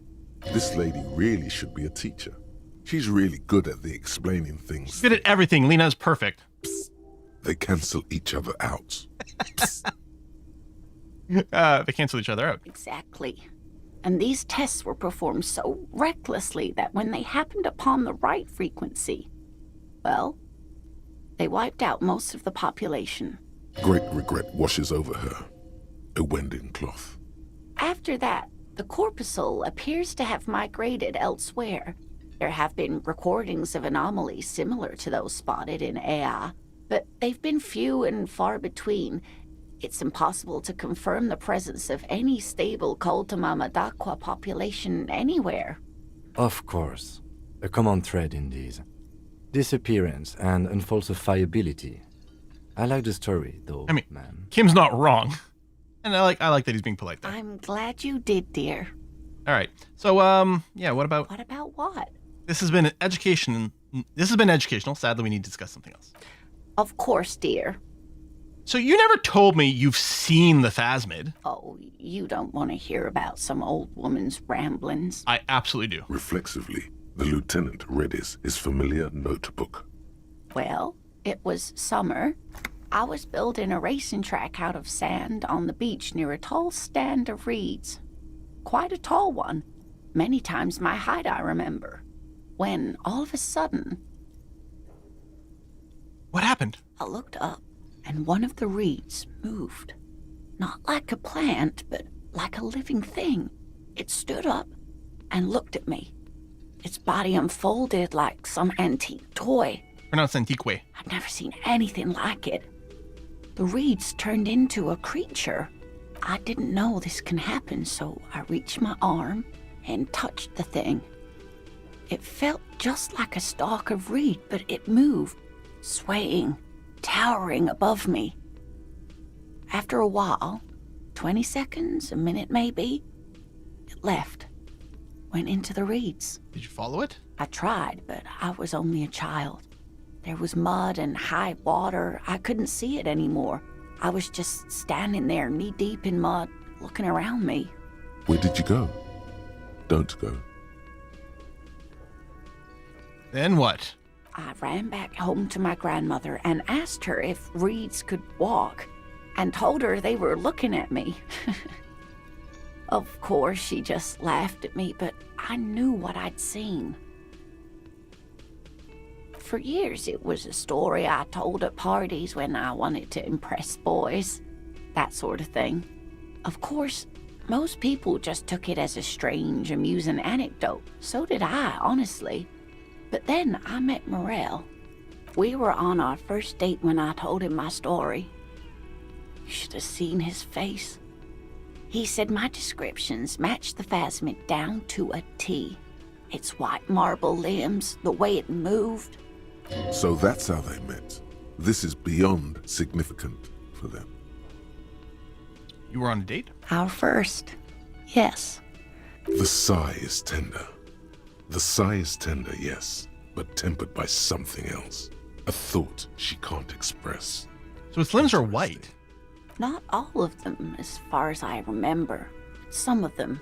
On the inside, like stalks of marble, if that makes sense. How big was it? It's hard to say how big things are when you're quite small yourself. To me, it seemed to be taller than I was then, but that's probably not the case. And what do you make of this? I thought it was a wonderful story, man. He's being polite. But I don't believe it. A child left unattended on a warm day. Children make up stories and then end up believing. I don't really want to say this, but I want to be a completionist here with Lena because I love her. Is there any chance, I'm not saying you did, is there any chance you just imagined it? Of course. I've thought about it. She's a smart lady. But Morel says my report matches with the others. And I'm sure I hadn't heard of the Phasmid as a child. Nor had my mother or my grandmother. So how did I know what to imagine? It was only when I started telling my story as a teenager that boys would tell me, Lena, she lowers her voice, imitating a boy. You trying to tell us you saw the Insulindian Phasmid out there in those reeds? Get out of here. They just give me a cider and ruffle my hair and tell me to stop dreaming. But I saw it. Thank you for sharing this with me, Lena. You're welcome, sweetie. I do appreciate the chance to relive it whenever I get one. It was just such an impossibly sunshiny day. So warm. And she could get up and walk right into the reeds on her own, into the mud, anywhere. Well, we are going to wrap this up for today. We've got a skill point. How can Barbie out of vermouth? That's a good question. Honestly, I'm wondering about spending it on the skill to reroll with him, because I'm kind of enticed by him. We got to talk to Guard about karaoke. We might be able to offer him a new stuffed bird. I don't know if that'll go well or not, but we might try that. We've got several different things to check out still, lots to do. We're going to be continuing this on Monday. Next Wednesday is the day the streaming embargo for Civ 7 ends. So we will be playing Civ 7 instead on Wednesday. I'm going to have to check the exact time of when the embargo lifts, because we'll try to start probably as early as we can, because I suspect that'll be a big fun day with a big draw for everyone. So we'll do what we can on Wednesday with that. Disco Elysium will return afterwards at some point. But yeah, next Wednesday, again, let's look at the dates wrong. No, I think next Wednesday is correct for the streaming embargo date. We will definitely be streaming Civ 7. But yeah, this game 100% has to be finished. It's way too freaking good. We're going to go and raid a Kiss for Lux channel right now, where I believe Rhinoceros Maximus is playing something for us today. I'll see you on Monday, though, for more Disco Elysium. Bye-bye, everyone.